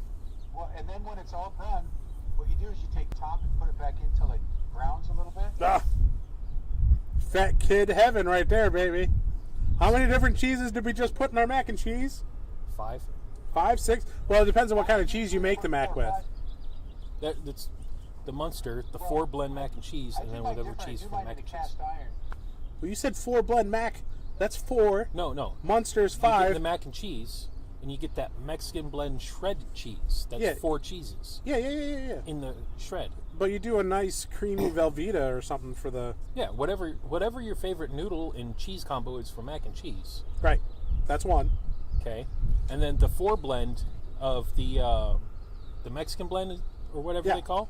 There's 5, and then the Munster is 6. Yeah, 6 different cheeses in your mac. There we go. Yep. Let's build it, Jerry. Send it, baby. So a buddy of mine came up with this dish. Let me upload it. Hang on. I can do that right now. All right. He came up with this dish. You have to eat it hot, All right. or kind of on the warm hot side. Sure. It cools off, it turns to a brick. It's basically a pound of shredded chicken, Okay. a block of Velveeta, Okay. about 2 pounds of potatoes, and a couple other cheeses thrown in there with some bacon. Oh, see, now you're talking my steer. He calls it Jesus Christ Jesus Christ. because when it Jesus cools down, Christ. you take your fork and you shove it in there and you go, Jesus Christ, that's thick. When I first started dieting, the recommended, because I do 70% proteins, 30% carbohydrates, and like a little handful of like cashews for fats. Because I fucking hate avocados. I don't care if they're a superfood, right? I'm with you on the avocado. I'm Texture, not a big flavor, and what it is, right? Yeah. Those are the 3 things that'll turn somebody off to food, and it checks all 3 boxes for fuck fan. no. What's their nickname? A tree testicle? It's tree testicles, for Christ's sakes. No. So I eat cashews for my fats. So anyways, go ahead. What? Not only will I eat tree testicles, I will eat actual testicles. They call them Rocky Mountain oysters where I come from. God damn it, Jerry. No. Do you also stroke the shaft and gobble the syrup? Say again? Nothing, Jerry. Nothing. Just say yes, Jerry. Just say yes. Smile and nod. Oh, absolutely. You know, I'm a fat guy. I'll eat anything. Oh, fuck, I can't wait to soundbite that from the stream. Yeah. You gotta go listen to that replay later.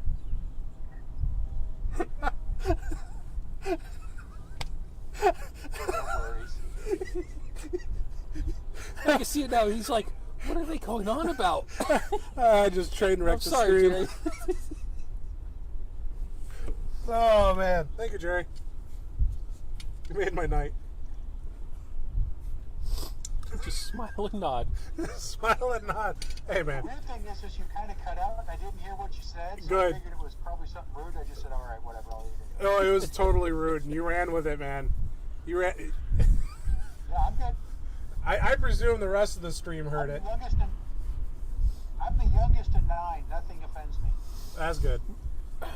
His last name is also Butts. I mean, being the youngest of 9 alone will give you some iron skin, but that last name, man, no good, Right? no good comes from that. You I know, was he a kid in was teenage. in the military. Oh, it's even worse. Yeah.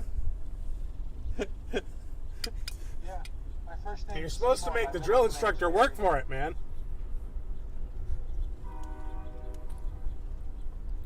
My name's Dan Eakin. What are you going to do with that? Eakin's a freaking.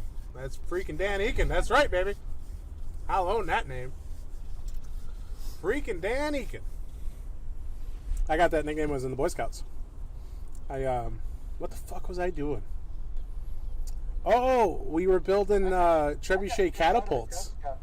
And I was throwing rocks across the campsite. And they called me freaking Dan Eakin. and then they called me Damn It Dan. I got Damn It Dan and freaking Dan Eakin out of the Boy Scouts. And Damn It Dan was because I had a canoe on my shoulders, right? And we're portaging around this big ass dam in upstate Michigan. So we're at the top of this fucking hill, and we're walking along, and I'm at the front of the stack, right? And so what you do is one person carries 2 backpacks, one person carries a canoe, right? 2 people in a canoe. So I'm standing there with a canoe on my shoulders, just walking on along. You can't see anything with the ground in front of you, right? And so we were walking the trail, and it's easy to stay on the trail because you can see the grass on either side, or the trees, or the bushes, or the bullshit. I'm just marching on along because once you got that big ass aluminum canoe on your shoulders, You're whatever. don't stop. For Christ's sakes, don't stop. Just go until you're done, right? You're fucked if you stop. So anyways, I'm walking along, and I got a fence next to me, and I see the fence. And I'm like, oh, I'm probably at the top of the hill. And, you know, I kind of look over and like, yep, that drops down. I'm just walking along. All of a sudden, the ground just disappears under my feet. There's a washout. The ground was there, and then it wasn't. But it was there until I was also there. And so I went, whoop! I mean, there's only one sound effect for it. Whoop! And so the second I started falling, I threw the canoe, right? Because I didn't want to break my goddamn neck. And the problem is, the way I fell, I threw the canoe over the fucking cliff. And I'm flying down the hill on my ass, and the canoe is like soaring out into space, right? I'm gone. And it's like 150 feet down to the river, right? It's down there. And these guys are standing at the top of the hill going, damn it, Dan! Get the canoe! The canoe lands upright in the freaking river, starts sailing for the dam, right? And so I'm laying on the bottom of the hill going, ow! They're like, damn it, Dan, get the canoe! And so I stand up,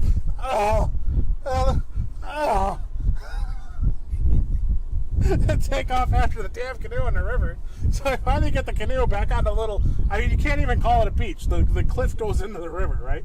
So I'm standing at the bottom of it going, guys! Because there's no way up. I mean, you look down the river, look up the river, there's no way back. I got a canoe and 2 paddles, but where the hell am I going to go? You know? So they lower a rope, and they drag the canoe up the hill, and they lower the rope again. And granted, I was a much fitter man back then, but when you're going up a hill that's literally being washed out by the rain, you got to rely on the buddies. And so they hauled my ass at 150 feet back up that hillside. Damn it, Dan. With a canoe. Well, they did the canoe first. They got the canoe, and then they dealt with it. They're like, send the canoe up first. It's worth more. They hauled my ass up there. I got to the top of the hill, and I just like laid on the ground like, oh. I got up. If you've never received first aid on the trail, if you go down a rocky, sandy hillside, and you get the abrasions on your arms, your ass cheeks, your everything, right? The only way to get the sand back out of the wounds is with a brush. It's the only reasonable way. And the only brush you usually have is a hairbrush. So they took a hairbrush, they doused it in rubbing alcohol, cleaned the hell out of it, and they used a hairbrush, a bristle brush, to get the sand and gravel out of my arms. Oh, it hurt so bad. I remember I just laying on top of the hill going, oh, stop, please stop. Because, you know, the brush was still wet with rubbing alcohol. So not only were they digging into it, but they were also leaving alcohol behind them. Sanitizing. Oh, my God, it was such a bad day. It was a horrible day.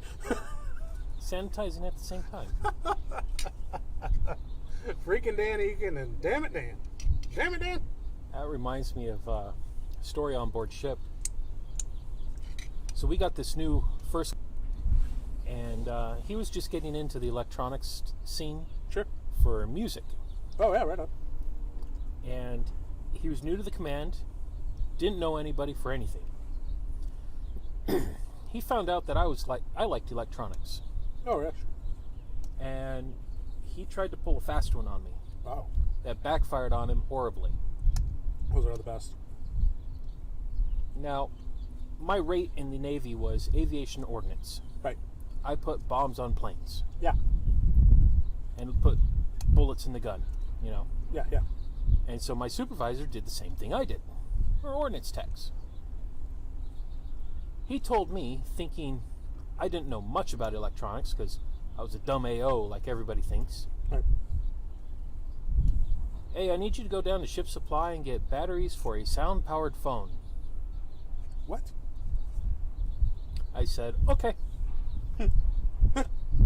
And marched my happy ass right outside the door. That's right next to the Blaker foot. That's right. And disappeared for 2.5 hours. Damn straight. I spent 2 hours hanging out with some friends in the AT shop. And then the last half hour I went over to Ship Supply. Actually, my supply, because I didn't want to walk all the way down to Ship Supply. I grabbed 2 D-cell batteries, some brown packing tape, and an ultra fine point Sharpie. And in my best handwriting, I put battery, sound powered phone. And I put a national stock number, I put a part number, made it look legit, right? I cut the excess packing tape down.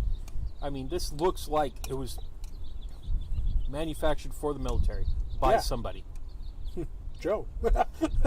And so I walked my happy ass right back up to the shop. I go, here you go, L1. Put them on his desk. And it said, that's the last 2 they had in stock. They're ordering more, and they want to know what you're doing with them.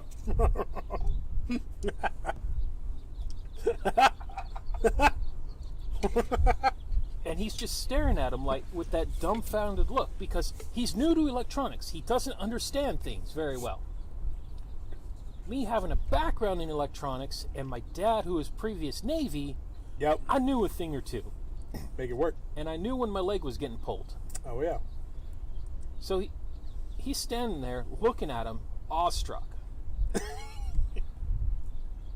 And I said, will that be all? He goes, yeah.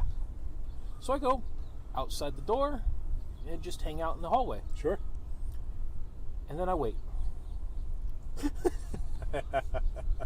My second class, the supervisor that likes me, Yep. because I'm a worker, the supervisor that likes me walks up, sees me standing there leaning against the bulkhead going, oh crap, what'd you do?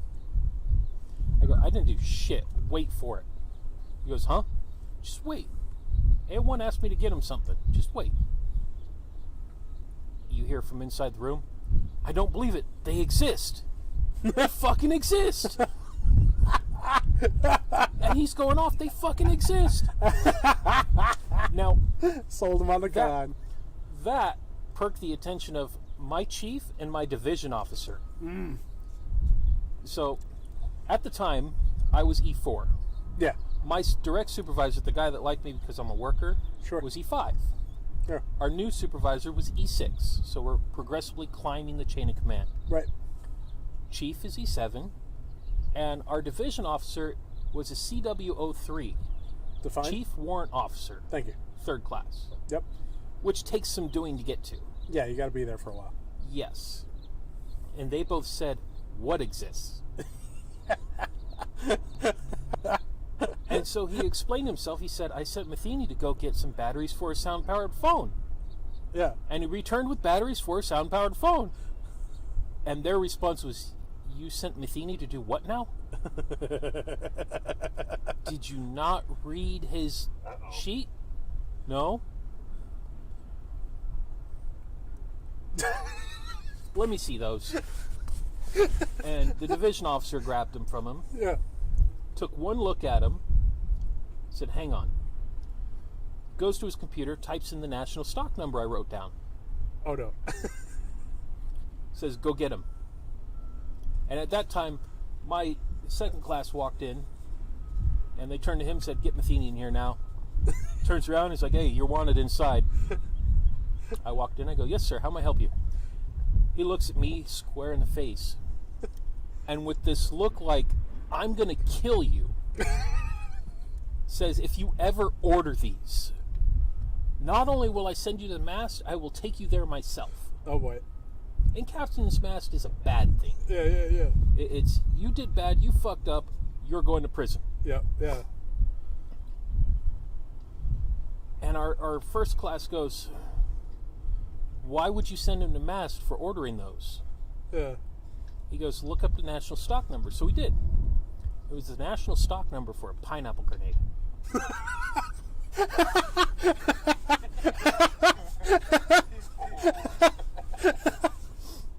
So, That'll charge the situation, but not in the way you're expecting. yeah. So, for those who don't know, a sound-powered phone is literally designed to run off the sound of your voice traveling through it. Yeah, sure.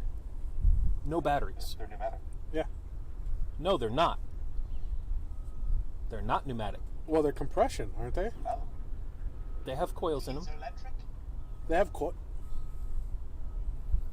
How do you put a coil in a phone? It's a sound-powered phone. Open the phone, put a coil in, close it. There's a little coil there to pick up your voice, and there's another one in the earpiece to transmit your voice. You have to yell into these things, but they work. No shit. Yep. All right. I was thinking it's like they're using the... They're designed to run with no power. No shit. Now, you can amplify them, MRI machines. but they're designed to run with no power. So just your voice activating the coil puts enough charge on this line. Yes, but typically when What's you your use transmission range, though? that I couldn't tell you. I know it'll go from one phone to another On the ship. on the ship, and that's about it. That's as far as it'll go. Yep. It sounds like, I wonder how long it's been around. Because I know that they used to yell Long into the time. tubes. Long time. Yeah, they used to yell into the tube things to... I just watched... Tom Hanks was in it. He was the captain. Not the... I'm the captain now. But Forrest Gump? No. Later. The one from Apple TV? I think it was Apple TV originally, but I think it's on Prime now. Yeah. What the hell's the name of that movie? I couldn't tell you. It's him. He just got a warship. He's escorting a bunch of civilian ships across. Greyhound. Yeah. Fuck's sakes, thank you. Greyhound. Fantastic movie. But yeah, in order to talk to the engineering team, he had to literally yell into one of those Yeah, into a fucking tube. talking tube thingy babobs. Yeah. Yeah. So they didn't have any kind of radios. Like, Yeah, and this was literally two wires going from one to another. oh, that's fantastic. So it's got to be like one tech step after the tubes. Yes. And are you still using these in the Navy at the point you were in? I don't know if they were still using them. I know they were still around though. Oh, okay. That's fair. But in use, I think they were only used for emergencies. That sounds like an emergency thing. You've lost ship power, but you can still communicate with engineering. Yes. Kind of thing. It sounds like a good use case. Engineering and lookout points We around can the still ship. scream at each other. Yeah, without literally stepping outside and going, "Hey, fuckface!" Give us more fucking steam! A sound-powered phone can travel along a wire 50 kilometers long. Holy According to Wikipedia. shit! There you go. That's nutters. Now, in all fairness, I thought you were saying sound-powered foam, like the Foam. shit we're sitting on. Foam. No, phone. Like Phone. telephone. I didn't hear the part of your foam. Well, that could be the Blue 42. There is a bit of alcohol in our evening. That's what I've got this thing from the Navy. Dude, look at that sunset. I know, right? Sending the new guy down to go do an emissions test on the exhaust fumes.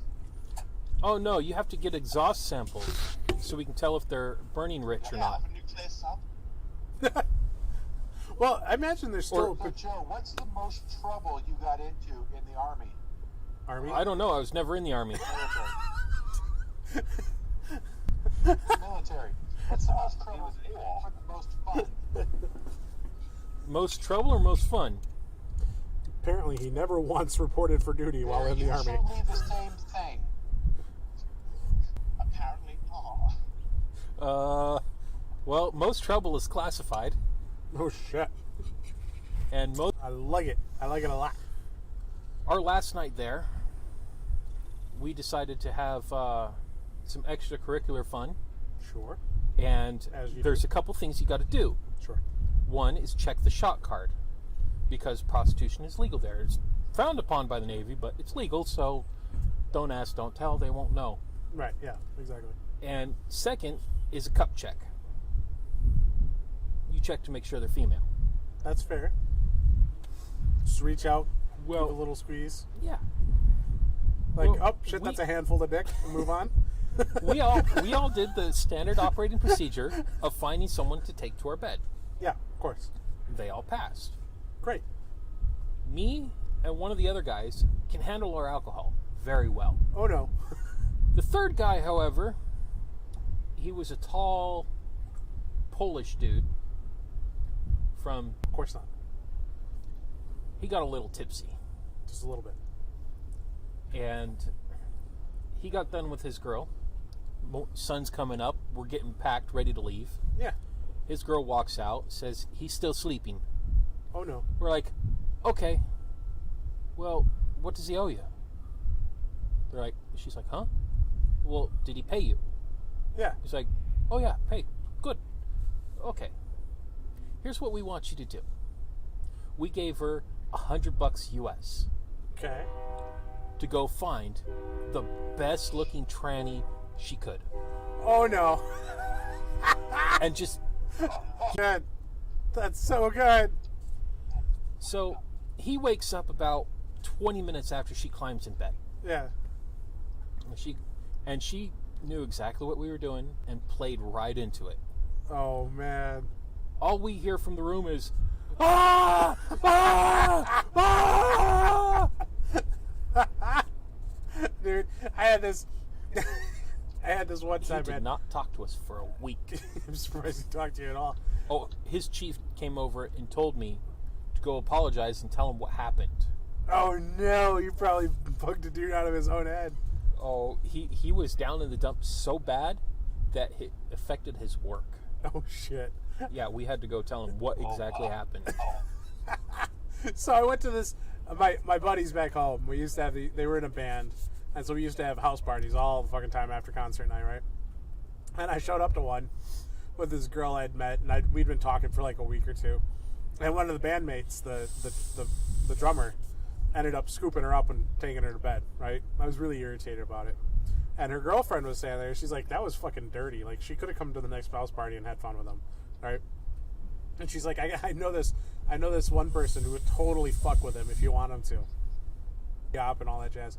And so we went and talked to him. We're like, hell yeah, take me to the party. I'll go with you. So I showed up with this person. I was like, just let yourself get scooped up by Randy. She's like, okay, sounds good. And so we're hanging out. We're sitting on a couch. I got her on my lap, and we're just having a great old fucking time. And Randy breaks out the tequila, and all of a sudden scoops this girl up. and they went upstairs. He screamed one time, and then like they came down an hour later. I have no idea what happened, but apparently he just ran with it, and I can't even feel bad because like the con works. I gotta scream. But clearly everybody had a good time, so I don't know how to feel about it. Was he walking funny afterwards? I have no idea who was walking funny afterwards. The tequila would have been out for an hour at that point. I have no idea what happened. I was already on my way to elsewhere. Oh, it's so good, man. Oh, man, I'm so fat and happy right now. Hey, once that sun gets a little lower, you want to try switching feeds? And yeah, we'll switch over to the laptop. So to wrap up our evening here, Joe brought his laptop, and what we're going to do is we're going to take the stream camera, this guy right here, blah, blah, blah, blah, blah. We're going to unplug it, plug Joe's laptop into my laptop, and get all matrixy. let's hope it works. We're going to see if it works. It's worth a shot. I have no promises that we're not going to just break the stream. And if we break the stream, we'll just take it offline. According to that, we've been live for 5 minutes. So I think we dropped and came back again. Probably. What's the little red triangle mean? It's got 56 next to it. Yeah, that's 56 warnings because we're on the Wi-Fi, the Marina Wi-Fi. We had 88 dropped frames in the last 2 minutes because Marina Wi-Fi. the boat neighbors are all watching porn and going to bed. So we'll see if we can't do this. I make no promises because we're struggling with our network quality here. We're gonna reset that warning. Wow, chicken, wow, wow. Fish are eating good tonight. Yeah, we're just going to throw them all the rest of those peppers here in a second. We have 1700 KBS. Oh, look at it bounce all over the hill. So our connection's jumping from 2200 down to 17, down to 800, 200 right there. So a couple lost frames, I'm sure. I have no idea what the picture quality is like. I hope it's coming through cleanly. We can always... Joe, do you want to jump up and see if that little uplink device is turned on? Oh wait, it is. Never mind. So I'm gonna switch the internet connection, which very well might break the stream too. But we're gonna switch to my jetpack and see if we can't get a connection going here. So apologize, dude. We're starting back up live. We still here? We're still here. Discord still up? Stream quality is good. We're moving forward. Are we still on Discord? Let me check. It's awfully quiet. We're still here. Okay, good. Is the YouTube still up, me boyos? It appears to still be running. Hey, look at that. Looked like it hitched for a second, but now it's smooth. So we basically changed the engine while it's rolling down the freeway. We got 3 watchers now, so we're just gonna hang out. Like I said, it's a super casual stream tonight. We did a little bit of Fat Guy Galley, which is amazing. We had some steaks on some pepper and some onions, and for the adults on the boat, we had some mushrooms.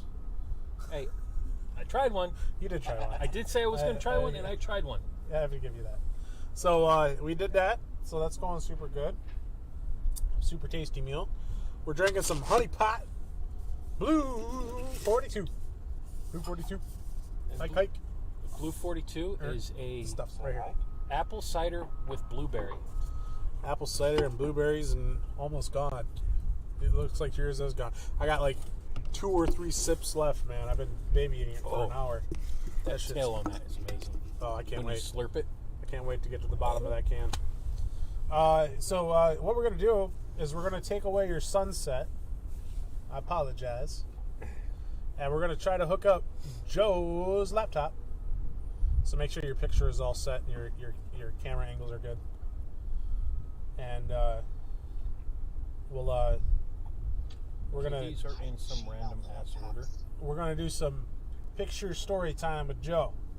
He's got some. Most of these are from when I was in the Navy, so It's all Navy story time, picture time. pictures. Yeah. Stuff he's takeoffs, allowed to share. landings. Yeah, Some stuff he's not allowed to share. maybe. Some stuff that's probably covered by a gray area. No gray areas. No gray areas. Well, it's there pretty are straightforward. gray. You're not allowed to share. There are gray areas, but they're in the shape of airplanes. Oh, that's fair. Because Navy gray. Gravy gray. So we're going to do that. I hope that we still have 5 viewers here. So I hope you all enjoyed the cooking we did and a little bit of hangout, shoot the shit time. I hope you all enjoyed that beautiful sunset. Wow. And we still have the blue hour going here from the boat. Hopefully that picture's coming through nice and clean. In fact, while Joe's getting that around, I'm going to do that. So that's the view off the back of the boat right now. Here in Wilmington, California, South LA. That's still an awesome view. Oh, dude, that's like the water and everything is super sexy. It's a really good picture, man. Damn it, I should have brought my camera. That is a pretty picture. Well, the YouTube episode will be live or available to watch again. Yeah. There's got to be one good thing about California. It's right there. The one, that thing, that, right there. It's pretty nice. Can't deny that. I thought the best thing about California was the sign that says you are now leaving California. That might be the second best thing after the beaches. I'm in display settings because I'm probably going to have to configure this to go output. Okay, but you have your pictures ready and stuff. Oh yeah. All right, so the stream's gonna go a little bit black while we convert from the main camera to Joe's laptop. So give us a second here while we attempt to not only completely convert our network connection while live, but also our camera sources while live. Because fuck it, do it live. So Why go not? ahead and pull the cam link. Let's see what ends up happening, and then for shits Will and you giggles, freak out? I'm gonna go here. It goes black. You disconnected it. You done pissed it off. Nope, nothing yet. Change the brightness for built-in. Irritating that you brought up. Why you irritate me? He's working that laptop. I'm working his laptop. Matrix up in this.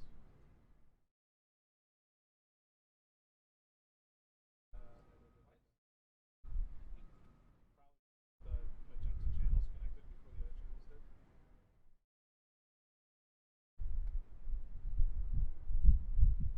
I done pissed it off.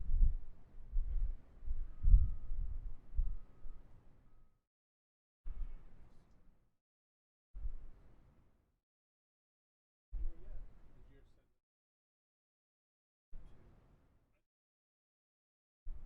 Okay, yeah, you want to duplicate. You verify your display settings shows Duplicate these displays. Alright, grab the USB port. So unplug cam link from the USB cable. Now plug it back in. Let it reinitialize. No sound from them, right? Joe, talking to your microphone.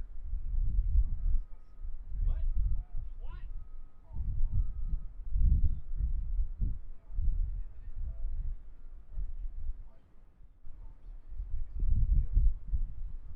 Can you guys hear me now?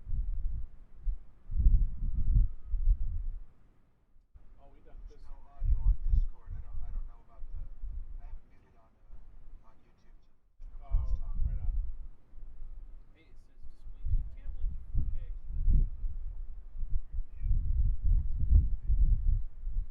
Hey, there we go. We got something. I just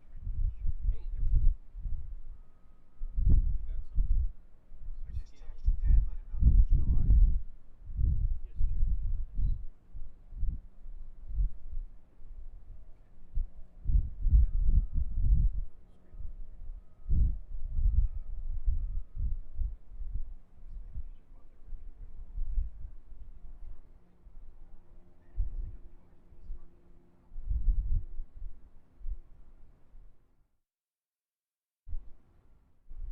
Oh, sure.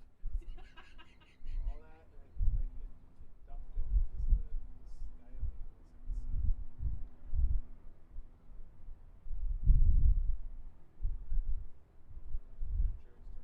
Wow, that took forever to get here. That works.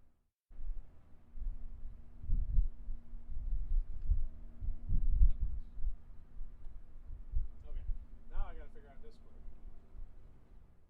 It's not like it's full.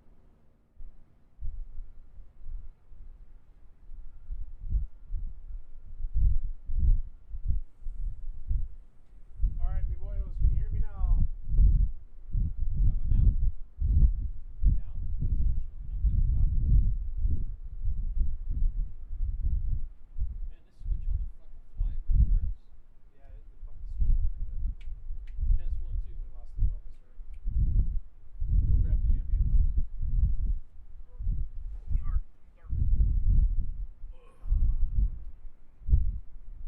One second. Headphone user, sorry.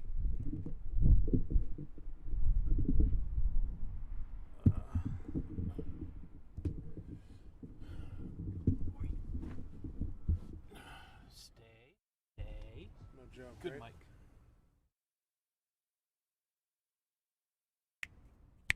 Test 1, 2. Test. Picking me up.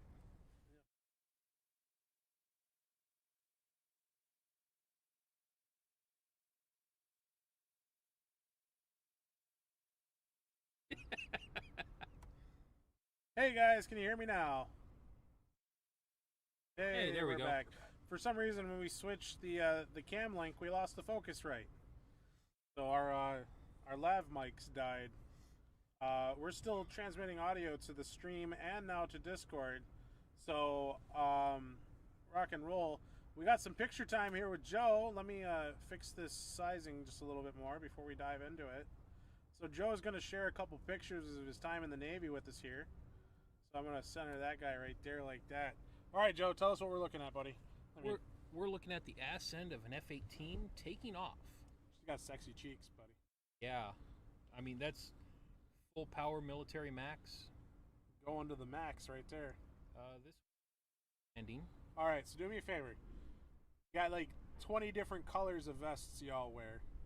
What the hell's going on with this guy? Okay, this guy is a yellow shirt known as a flight deck coordinator. All right. Is amongst the handful of people that basically tells everybody where to park your jet, where you can fuel your jet, what jet's landing, what jet's taking off at any given time. He's on the ground traffic controller. Yes. Got it. And he has one of the most hectic jobs on the flight deck. Bunch of flyboys that think they're all that. You see that little shit? radio hanging over his ass with the cable going up to his headset? Yeah. He's got not only pilots, but other officers talking all at the same time. Oh, no shit. So they have to pick out who's doing what, who's calling for what. If a jet needs to get moved somewhere else, they're trying to organize the tug to pull the jet to a different spot on the flight deck. So he's all traffic control for the deck, and then you have a tower with all air control in that. Yes. Okay, gotcha. Right on. And this is just another jet coming in for landing. Hell yeah. I just thought it was a cool view of a jet getting ready to take off. What are you shooting it through? This is one of the drainage holes on the side of the flight deck. There's actually a little gutter right there next to it. Oh, okay. I just thought it was cool. That is a flame cut hole in a piece. Somebody just took a torch to it and went to town until the water left? They're all over the flight deck. Or there's about a 5-inch step right at the edge of the flight deck before you hit the catwalk. Sure. It's so that you kick it with your feet before you step into the catwalk, which sits lower than the flight deck. Got it. By about 4 feet. Hey, Discord, how's our audio levels? Okay, good. Anybody listening to YouTube? Can somebody tell me if the audio is good on YouTube? Want to make sure. Seems fine to me. All right, excellent. We'll keep going then.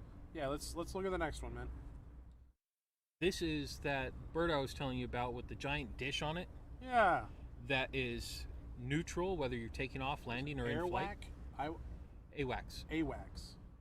It is the eye in the sky. It's everything. Now that's the one you're telling me if they turn that fucking thing on and they're only a mile off the ground, they kill everything by microwave. Right? Oh shit.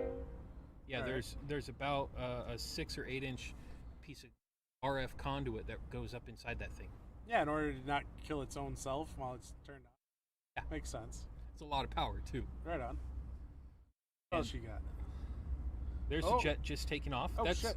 That's actually my jet. It's your jet? Well, the one I worked on in my squadron. Oh, okay, right on. That's the CO's bird. Because if you can't tell so from the colors. what's the big can underneath the fuselage? That's a fuel tank. That is a fuel tank, okay. That is a fuel tank. So most of our birds had one fuel tank along the center line. Sure. Some of them had what's known as an ARS pod, or air refueling stores. Okay. And it just had a basket on a long hose that came out the back end so we could refuel other jets. Oh, okay. And so that wasn't reserved to the big C-130 thingy in the sky. F-18s can do it. F-18s can fuel other F-18s. Fuel in. As long as it got the refueling boom. Yeah, the little funnely thing on the... It's actually a probe on the jet that's taking the fuel and a basket on the jet that's giving fuel. Right, you just get them all lined up and... Yep. Get tethered and...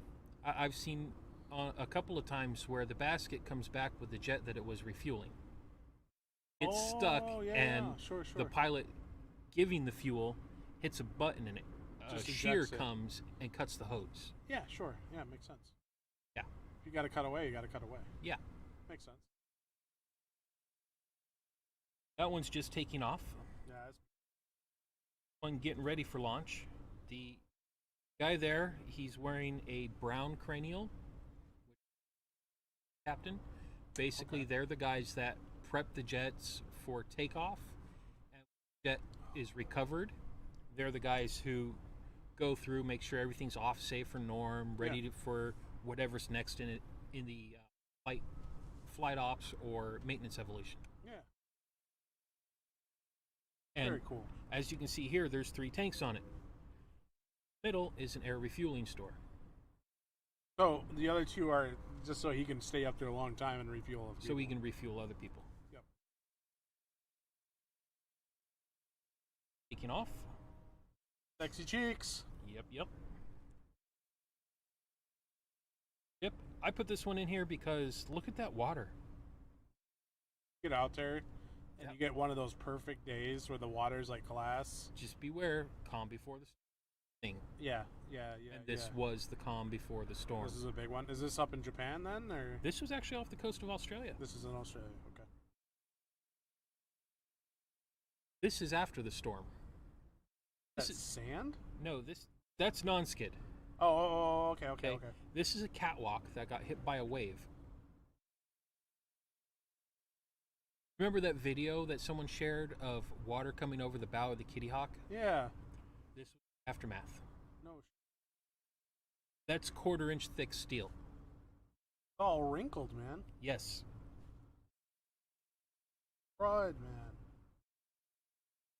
Damage. Oh, crud. And we're into race cars now.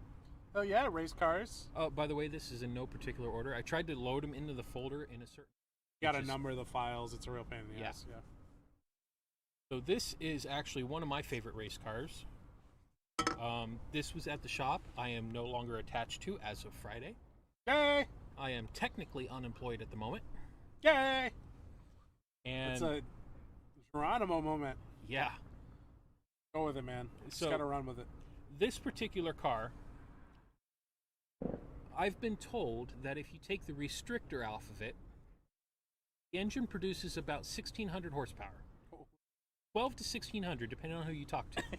Holy shit. Out of a turbocharged 4-cylinder. Holy shit. If you built a corkscrew ramp, it would stick the entire way. It produces over 10,000 pounds of downforce. No joke. And the 2 drivers, Juan Fazio and PJ, yeah, they drove this car and the 98 car, and they would get to a point in the race where it wasn't who would fight for what position, who would fight for first and second between the 2 of them. Yeah. I mean, they had a huge lead. They got to the point where they were lapping cars fighting for first and second. Yeah, they were fighting among themselves. Yeah, because no one could touch them. Yeah. And then the race officials said, no, you guys are too fast. We need to throttle you back. So put this restrictor in. Put the restrictor in. Same thing the next season. They went to a smaller restrictor the season after and said, your car is too light, make it heavier. Okay, where do you want us to add weight? We don't care. So we corner balanced the car. Yeah. And gave it a better restriction. Yeah. So it produced even less horsepower. Put all the weight in the wheels. So they balanced the car so well that the guys actually got further out in front of everybody. They changed nothing else about the car other than the weight and the power. Yeah, sure. Add weight, reduce power. Yep. Oh yeah, I mean, brakes turned red instantly. Oh gods, I can only imagine. But there was enough airflow through the thing that the brakes, they'd go red and then back to normal. Yeah, instantly. Yeah, sure.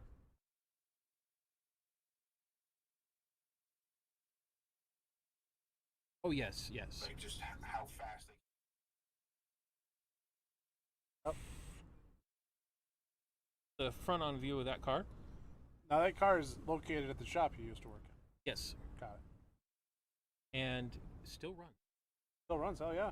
It's dry without battery, but still runs. Yeah. All you gotta do is put fluids in, a new battery, and Off she probably goes. fresh tires. Probably fresh tires. You probably want to run it. But the tires hold air. Keep them cool. inflated. Yeah, of course. Out of it. Favorite car. That's a lot of car, man. This car is... I have the wind tunnel model used to create this car. That's the one you're taking with you to... That's the one I'm building the big RC out of. Yeah. Done, it'll look just like this. Hell yeah. With the exception of the front and rear wing. These are the Speedway wings. I'm going to put road course wings on it. Okay, okay. Because we had wings for both. Yeah. And there's the head-on view of it. Called Eagle Race. Look at how little the framing is to the front tires. That's just... Oh, yeah. Looks like toothpicks. It's like half-inch thick. Is it really? And this is the wing combination I'm going to run, but with the... Okay, okay. Sure. Back to the boat. Oh, you got Okay. a little bit of moon flare going on there. That's Not the moon. Oh, is that somebody's afterburners? Nope. Deck camera with the infrared illuminator. Oh, no shit. The squiggly line you see Yeah. a chunk of red over here? Yeah. That chunk of red is a person inspecting something, and the squiggly line was his flashlight as he was walking. Oh, you got a really long exposure on it. Yep. Got it. The green is from they're doing maintenance on that particular jet. The cockpit is powered up. Yeah. Oh, that's super cool. I Night- love long exposure photography. Night shots are the best. Yeah, man. Now you can really see the two illuminators with the camera in the middle Yeah. and the guys working on the jet. Middle of the fucking night working on a jet. Yeah. Doesn't look like there's a lot of light on the deck to work with. There's not.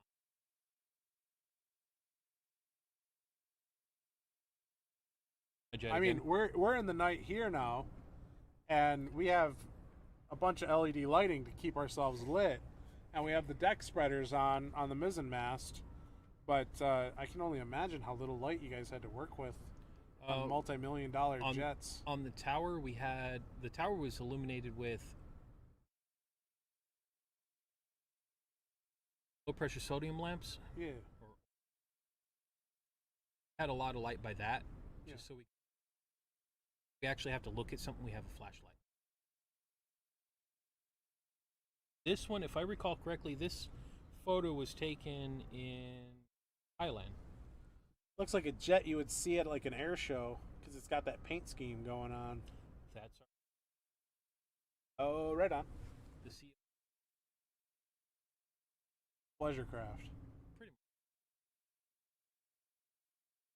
Got to appreciate that, man.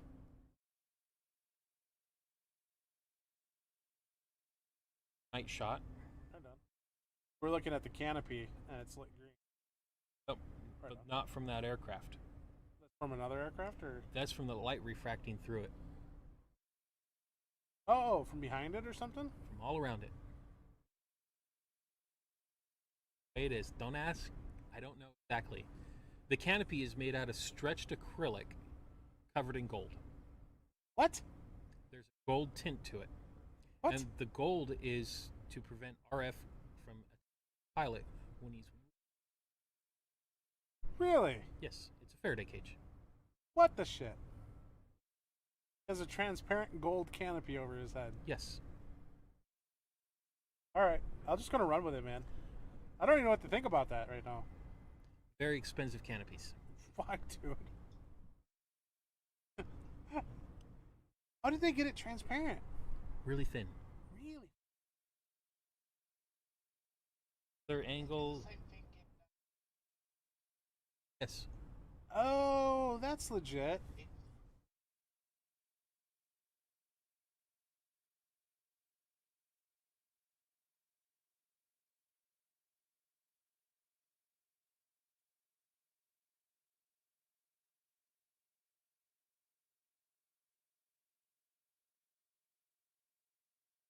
In all fairness, we did that at the gig group with copper off the thumper. With ceramic. Same concept, different application. Yeah, very different application. Very different application, like level of technology too. I'm sure. Yes. So this is... Thing that's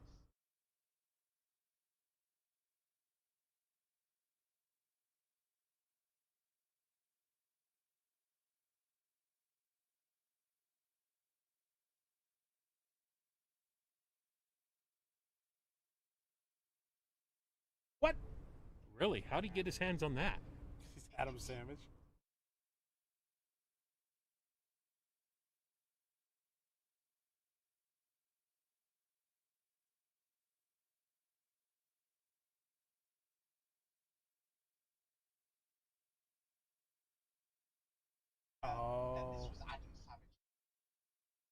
Yep. Kid went, actually got some gold.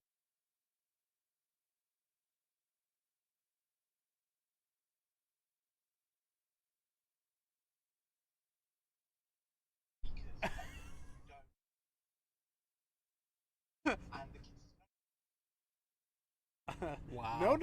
No. I'm the artist here. You're the client. Shh. Pretty much. To be clear, though, the amount of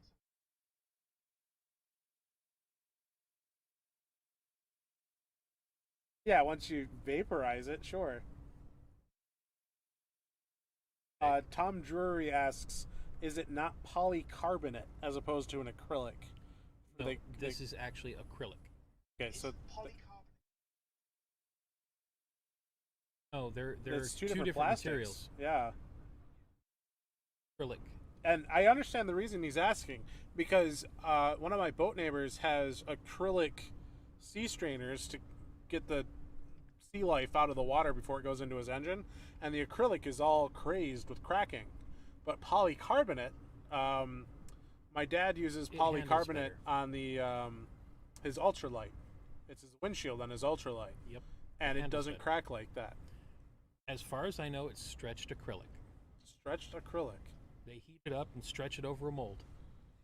Weird. Yep. All right. The only way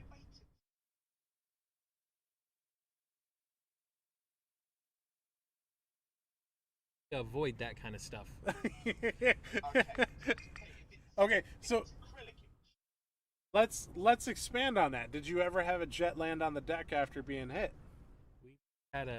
We've had bird strikes, Bird strikes, but not enemy gunfire. not enemy gunfire. Okay. They couldn't keep up with us. that's what I mean. Like, So if it's, because I imagine you would think, yeah.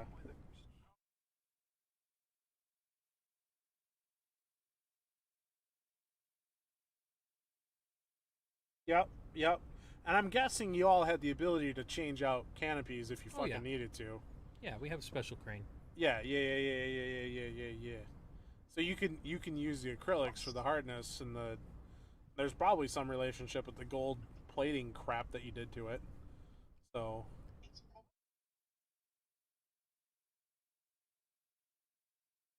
Again, you're diving too deep into it. laminated together. It's stretched acrylic covered in gold. Diving too deep into it. they're not going to tell me the formula. That's for a fact. This photo, moving on, is just a couple of jets hanging out over the catwalk, Ass over the ocean and shit. Yeah, sure, why and not? that's how we did it. Got so much room to work with.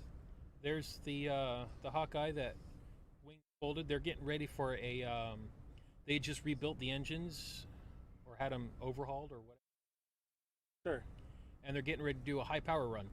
Now those are turboprop. Yes. Right? Those are called turboprops. And Okay. this is the old style of turboprop. Yeah, I can see the The special straight intakes under 'em. blades. Ones are what they call S blade. The blades are form an S between the two, and Got there's it. 8 of them. They're more efficient. Okay. The newer ones actually take off half load of fuel and end up having to dump fuel after 8 hours of flying. Because they had too much left over. Yes. So you guys dumped fuel before you came down on the deck just to keep things a little safer, or Yeah. makes sense. Awesome plane. That is pretty cool looking, dude. Yeah. Now this is early morning before we start flight ops. Chain down Yeah. to the pad eyes and everything. Yeah, I can see the chains on that one. There's Hawkeye with the wings folded.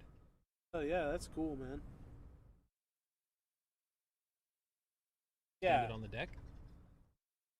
And Crazy that you can fold those wings like that and expect them to Now, unfold and if you look to the Support that right weight. of the photo, you see a helicopter there with the tail rotor folded. oh shit, yeah, you totally can. They have to be in a certain position when they lock it to fold it.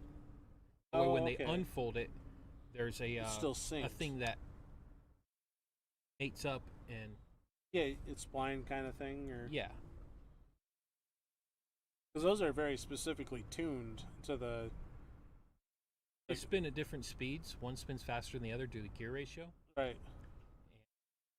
In order for the blades not to touch when folded. Yeah, right. Well, the main rotors, anyways. Yeah. But you clearly see that the tail rotor sits a ways. Yeah. But for the main rotors to fold the way they do, it has to sit in a certain position. Right on. Very cool, man. Okay, now, this next set of photos is a jet taking off. Taking off, not landing? There's 8 photos here. Oh, okay. I want to make this into a GIF, if anybody knows. All right, so shout out to the chat. Since you boys are still connected. We need somebody to take 8 pictures and turn it into a animated picture slide GIF. Anybody got that talent? And I don't know how to do it. Yeah, neither do I. Maybe I'll hit up Mark, and he might be able to. Mark do it. might know. So 8 photos. I'm going to play them forward and then play them backwards. Got it. Oh yeah. So what's the steam in front of him? The steam. Okay, so we're watching the launching steam actually vent for the deck. Yes. Got it. Okay. So yellow guy is the flight deck coordinator dude. Who's the green guy? Green guy. The green is usually like troubleshooters. Got it. The white guy there, they're usually safety or final checkers. Got it. Red is either fire or ordnance. Got it. Purple is fuel. And brown is aircraft maintenance. Got it. Take off, or after landing, they button it all up and get it ready for whatever the next. Sure. Sexy. A lot of photos, man. Captain's boat. If you can't tell, I like. The story about this plane is when I got back from Japan, I went to a gun. And while Peru of the gun show, of course, I came across one of the little toy vendors. They had a die-cast model of that plane. Of that plane with that exact plane. That's so good, dude. I'm like, I'm buying this. I don't care. Yeah, no joke. For that sunset. Sunrise. Okay. Sunsets were hard because we had flight ops. Oh, that's fair. And sunrise, I was off work. I Fair, could go around and do things like this. Take a photo. Big hump that you're shooting a picture. Photo. Jet exhaust we talked about last time. Yeah, dude, look at all that. Now those are mock diamonds in the back of it, right? Yes. Okay. Full power with afterburner. And the jet is moving nowhere. Stapled down. Anchored to the deck. A number of chains, and they take. Man, it's got to be nerve-wracking. It's loud. Oh, I can only imagine, dude. Now, if anybody's ever done photography, that's bright, and everything else is dark. Yeah, it's a very interesting silhouette you got going on there. Picture that. Yeah, it sounds... That's what it normally looks like. Yeah, it's all out of focus and blurred the fuck out because the camera's like, what the fuck? It's like, I don't know what to do. Oh, there you go. Short little exposure on it. Okay, here they're rigging the recovery net. This was one of the drills we'd do. Okay. Randomly. And they pull this thing out of the locker and stretch it across the deck. So, in the middle of the landing area, they anchor it, raise it, and now you can recover a jet without doing too much damage to it. That just flies into it and it traps it? Yep. And we do this all at, like, it's happening now speeds. No one's dilly-daddling around. Oh, gods no. It's get it out there, get it up. We got to recover a jet in emergency. I can't imagine that anybody got away with standing around and fucking around on the deck of that thing. Nope. See how many people are there. Hell yeah. They call in all hands and get your asses out there and let's do it. Yeah, no shit. So you're worth what? $70,000-$80,000 a piece to them, and that jet's Give or worth take. how many millions? A lot. Get your ass out Okay. there and save the jet. Now, anyone left in chat, if you've been around the world, this is one place you'll never get to go. But Beautiful. if you know anything about... Oh. Top, Mount Sarah.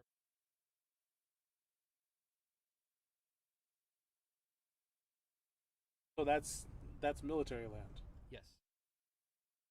Now, on the right side of the screen, that beach there, Okay. that's invasion. Walk it. Did you? It is the biggest pain in the ass to walk. All volcanic gravel, sand, Yeah. Could you imagine storming it? right? It's all just ankle breakers.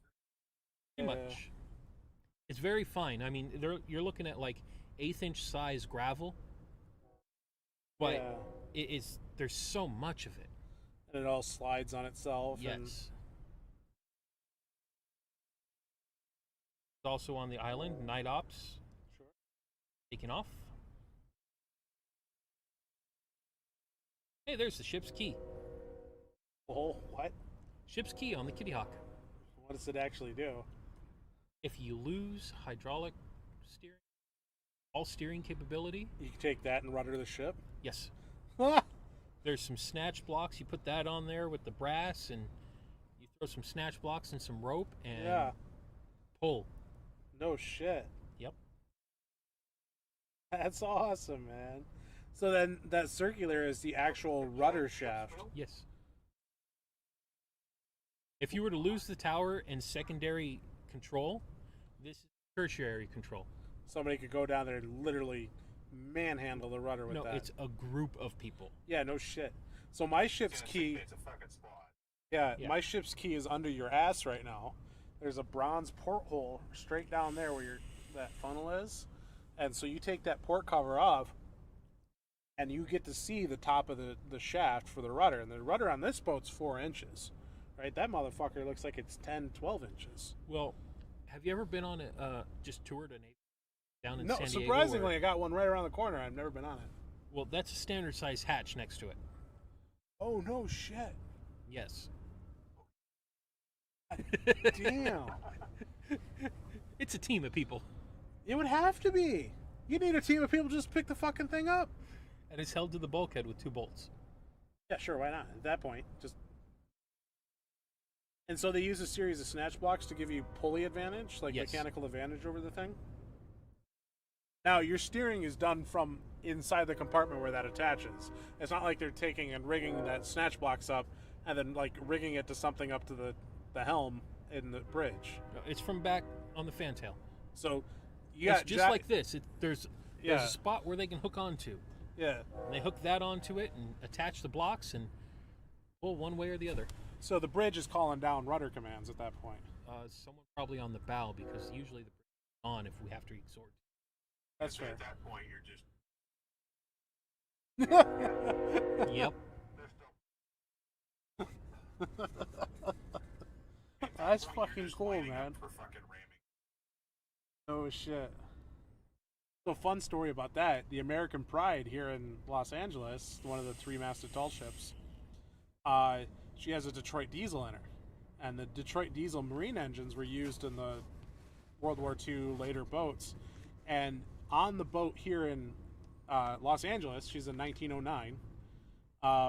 If you open up the engine compartment and you look at the fuel pump, there's a lever on the top of it that's extra from the throttle going up to the binnacle. And it literally, you have to rub the paint a little bit because the engine has been painted so many times, but it sure as fuck says ramming speed on the engine because they put a military engine on the American Pride because that's what they had access to.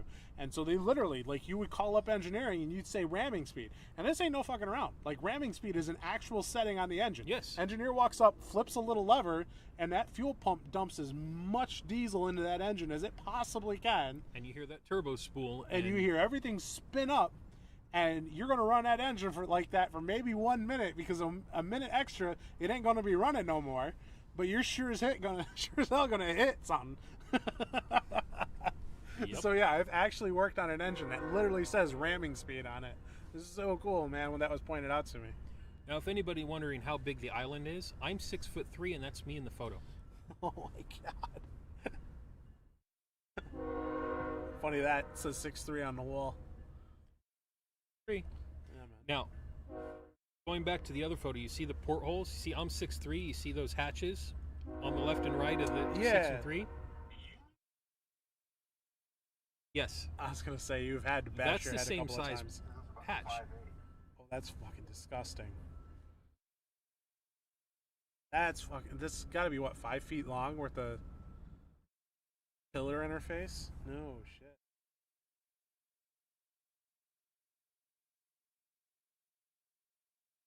Hell not, right? Right out. The memorial there, yeah, sure. Asian Beach, looking at the military air base that we have over there. Oh, on the far side, yeah. Yep. Sure. I see it over there. Now, Singapore, All right. Muddy Murphy's Irish Pub in Singapore. Yeah. A really Amazing funny place. Irish song about every place in the world having an Irish pub. So, it's downed. Of course it is. Why the? They must have like specifically said, nope, that road, that building, this is it. And have a subway system Okay. where you can find Oh, I love it. I love it. I want to put a sign above the door in the boat that says "Way Out" now. and that's the last photo. Oh, out. that's so fucking cool, man. I appreciate you sharing those. With There's us. actually a sign that says "Way Out." That's so good, man. Well, The fun. yeah. It's a 7-course Irish menu. What was the question? Sorry.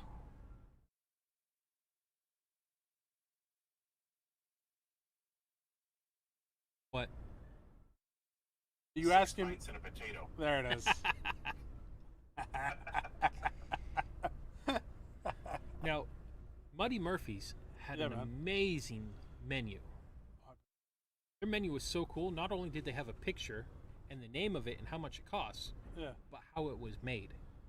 Oh no They shit. had the recipes in the menu. Well, you'd have to because you're talking about a food type that's totally outside of its norm. Yes. And Muddy Murphy's had an amazing chef. Oh, I bet they did. I'll send you the photo. I got to see it. Which reminds me, Jerry, the Irish cookbook's here on the boat. We're gonna bake that into the master boat cookbook.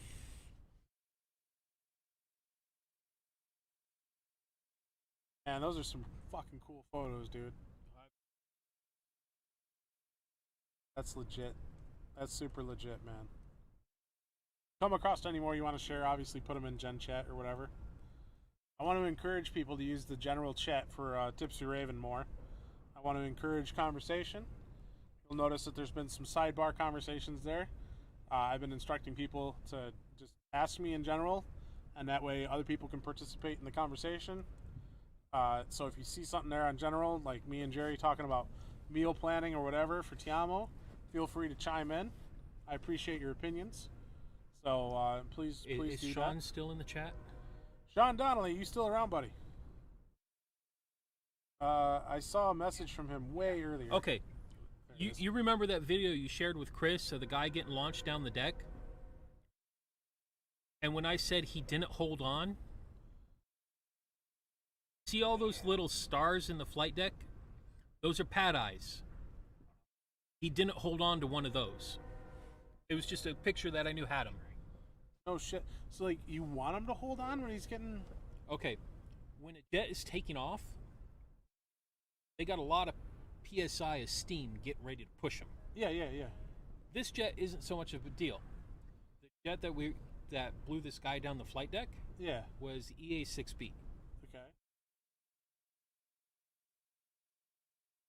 Basically, if one was flying above us and you're talking on your phone, not only can they interrupt your call, Right. they can receive your call entirely Yeah. and talk to you directly, and the person on the other end will never know. They have no idea. No idea. Man in the middle kind of shit. Yes. Oh my god, it's hot. So they have an engine that rumor has it, was out of a intercontinental. What? That had 2 settings: idle and run. That's so cool. There is no in the middle. Yeah. Yeah, that one right there. Oh, we got something live You gotta chat. watch that. So when they hit run, it's full power all the time. Yeah. And the way the exhaust is it comes down and back at the same time. Whoops. About 6 feet behind the exhaust, hits the deck and bounces up. And he happened to be standing right in the exhaust path Yeah. once it got moving.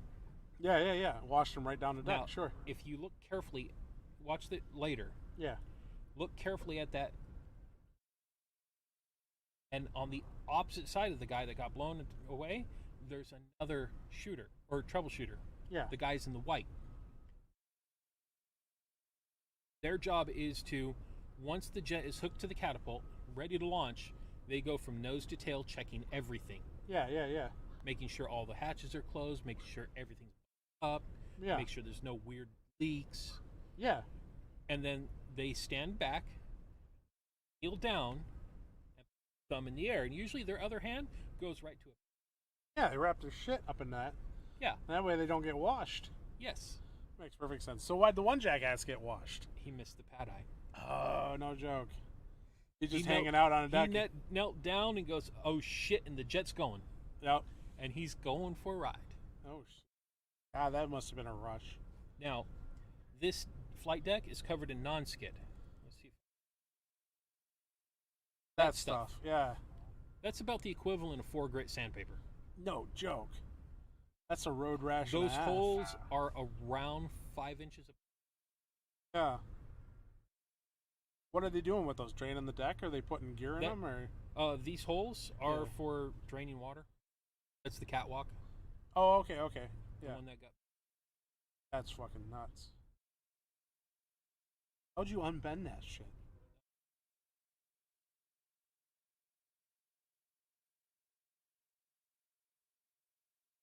Power behind that wave. Oh, yeah. man.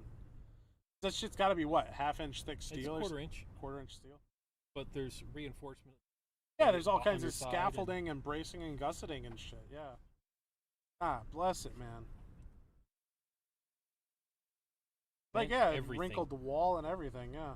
And that pedestal that the compass is on is supposed to be vertical. What the fuck? It's supposed to be parallel to that wall. So that was water coming up over the bow, or the water crashing There's a into it? wave coming up underneath and hit. Oh no shit! Yes. Oh You man. notice the bell on the deck? Yeah. That was hanging. Oh, it popped it right off the Sheared Oh. the fucking bolt. the mast it's sitting next to. Then. Yep. That's fucking crazy pants. Like a 1-inch bolt. Yeah. It's got to be huge. I've worked with metal, man, and I know what it takes to bend a quarter-inch plate, and it ain't fucking inconsequential either. Because I don't have any of the photos here, but just to the left. Power box. Power the F-18, we need 400 hertz at whatever. Yeah. And we have these big cables. Most of the time we pull them out of the deck. Yeah. Open the hatch, pull it out, hook it up, hit the button inside the hatch, gives us power. Yeah. Well, there was one of these. There's a couple of these in the catwalk. Yeah. And it's a 1/4-inch thick wall, rectangle box, about wide by 1.5 deep by 20 long. Sure. Got a lot of cable in it. Yeah. Of course it does. It went Did it really? box. Yeah. It's a welded box. Yeah. Bent it into an L. Just about an L. God. The amount of strength, the power behind that water to do that. I mean, granted, your whole ship is leaning onto that certain point. Yes. You have the whole damned ocean coming up into it. I bet Rather you, fun storm. like, standing on a boat when that happened, So bet you felt that from one end to the other. when this storm started really affecting us, Yeah. we were doing flight ops. Oh, yeah. RTB. Oh yeah. Get back here, line up, land. We're parking you as fast as you land. Yep. They were moving them down to the hangar as many out. Yeah. Because the landing area needed to stay clear for jets to land. Yeah. Got to bring them home. Every squadron had jets with hard landing codes. Jets are covered in sensors. Yeah. Shock sensors. Yeah. Stuff. Yeah. Hard enough, you flex things. Yeah. Everything flexed. Yeah, sure. Everything went, oh shit, you flexed too much. Time for inspections. Oh no, every ship Had, at that time, 11 of our jets, 11 of our 13 jets on board ship. We were down really hard back on base but the ones that were there, one wasn't flying. The other 10 had hard landing codes. The hard landing code, we literally everything off the jet for inspection. Take the engines out, all the avionics out, the seats out, everything comes out. We made our package. Sure. To inspect everything. It makes sense though. If you introduced a crack or a stress in it somewhere, you gotta know before you put them back up there.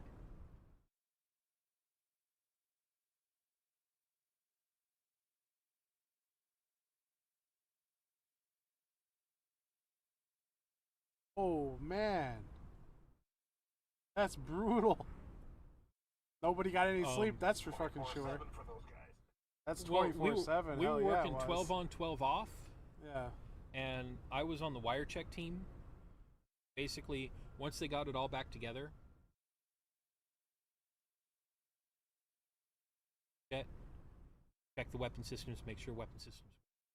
Yeah, of course. Full function test. So we tested every weapon, basically simulated every weapon on the about 20 different boxes. We had to move station to station to test every weapon to make sure the system. Come up there and not have something fucking turn on. Test all the jets took us 3 days.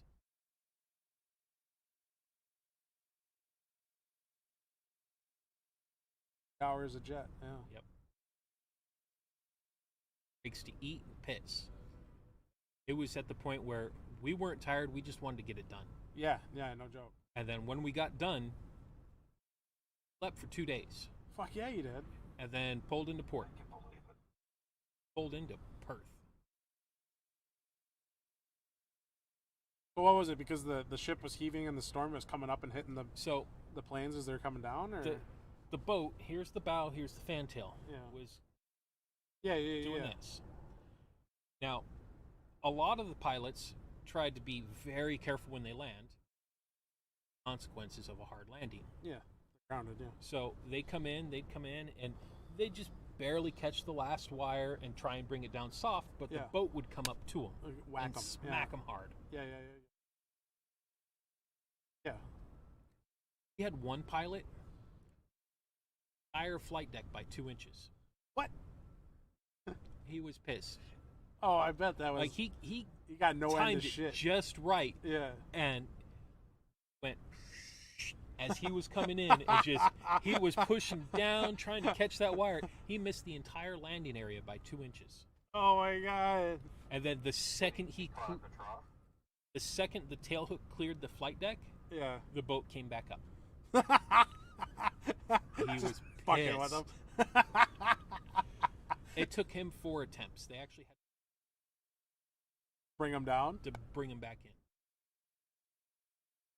I bet he never no end of shit over that. Nothing.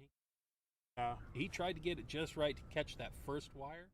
He could be down and done. He didn't care about the hard landing. He just. Yeah. Because you imagine, you see the boat doing this. Yeah. Imagine what's happening in the air.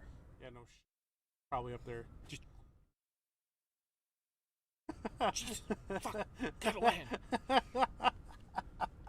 Giant vibrator of a multi-million-dollar jet. Not a happy camper. Oh, I can imagine he was cranky as a motherfucker. That's so cool, man.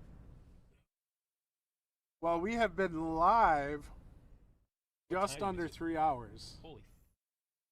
What we've been doing for 3 hours, Joe? Worth it, man. It's absolutely worth it. It's 9 p.m. here in Southern California. Your ass is on a road in 48 hours. Give or take. Headed to Michigan. Yep. Gonna go move into the Raven's Nest. Home back home. Oh, it's a hell of a jump. Nest will treat you well. But this Beautiful jump. from Southern California to Florida. Sure. Well, first Great Mistakes and then Florida. Back to Southern California. Okay. Southern California to Japan. All right. Back to Southern California. What was Navy training in Florida? Yes. Basic was Great Mistakes. Was Lemoore. First. Second duty station was Japan. I am both not jealous and incredibly jealous at the same time. Because I know what that drive is like. Granted, you're not pulling a trailer. Got a little bit easier. Except hopefully I catch tailwind. Don't.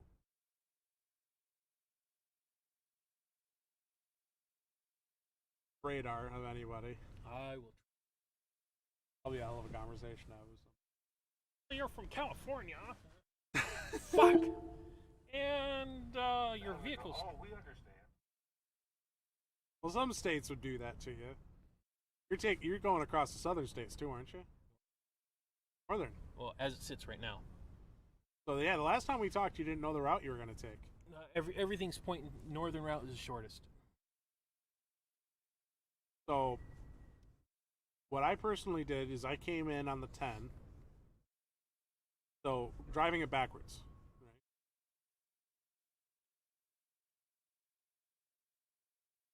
Right? Wrap up right now. So when I came in, going backwards, picked up the 10 in El Paso.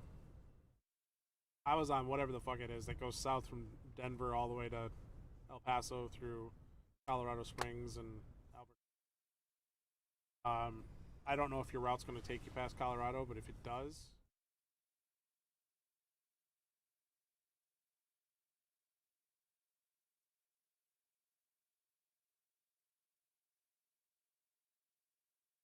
Nebraska's horrible.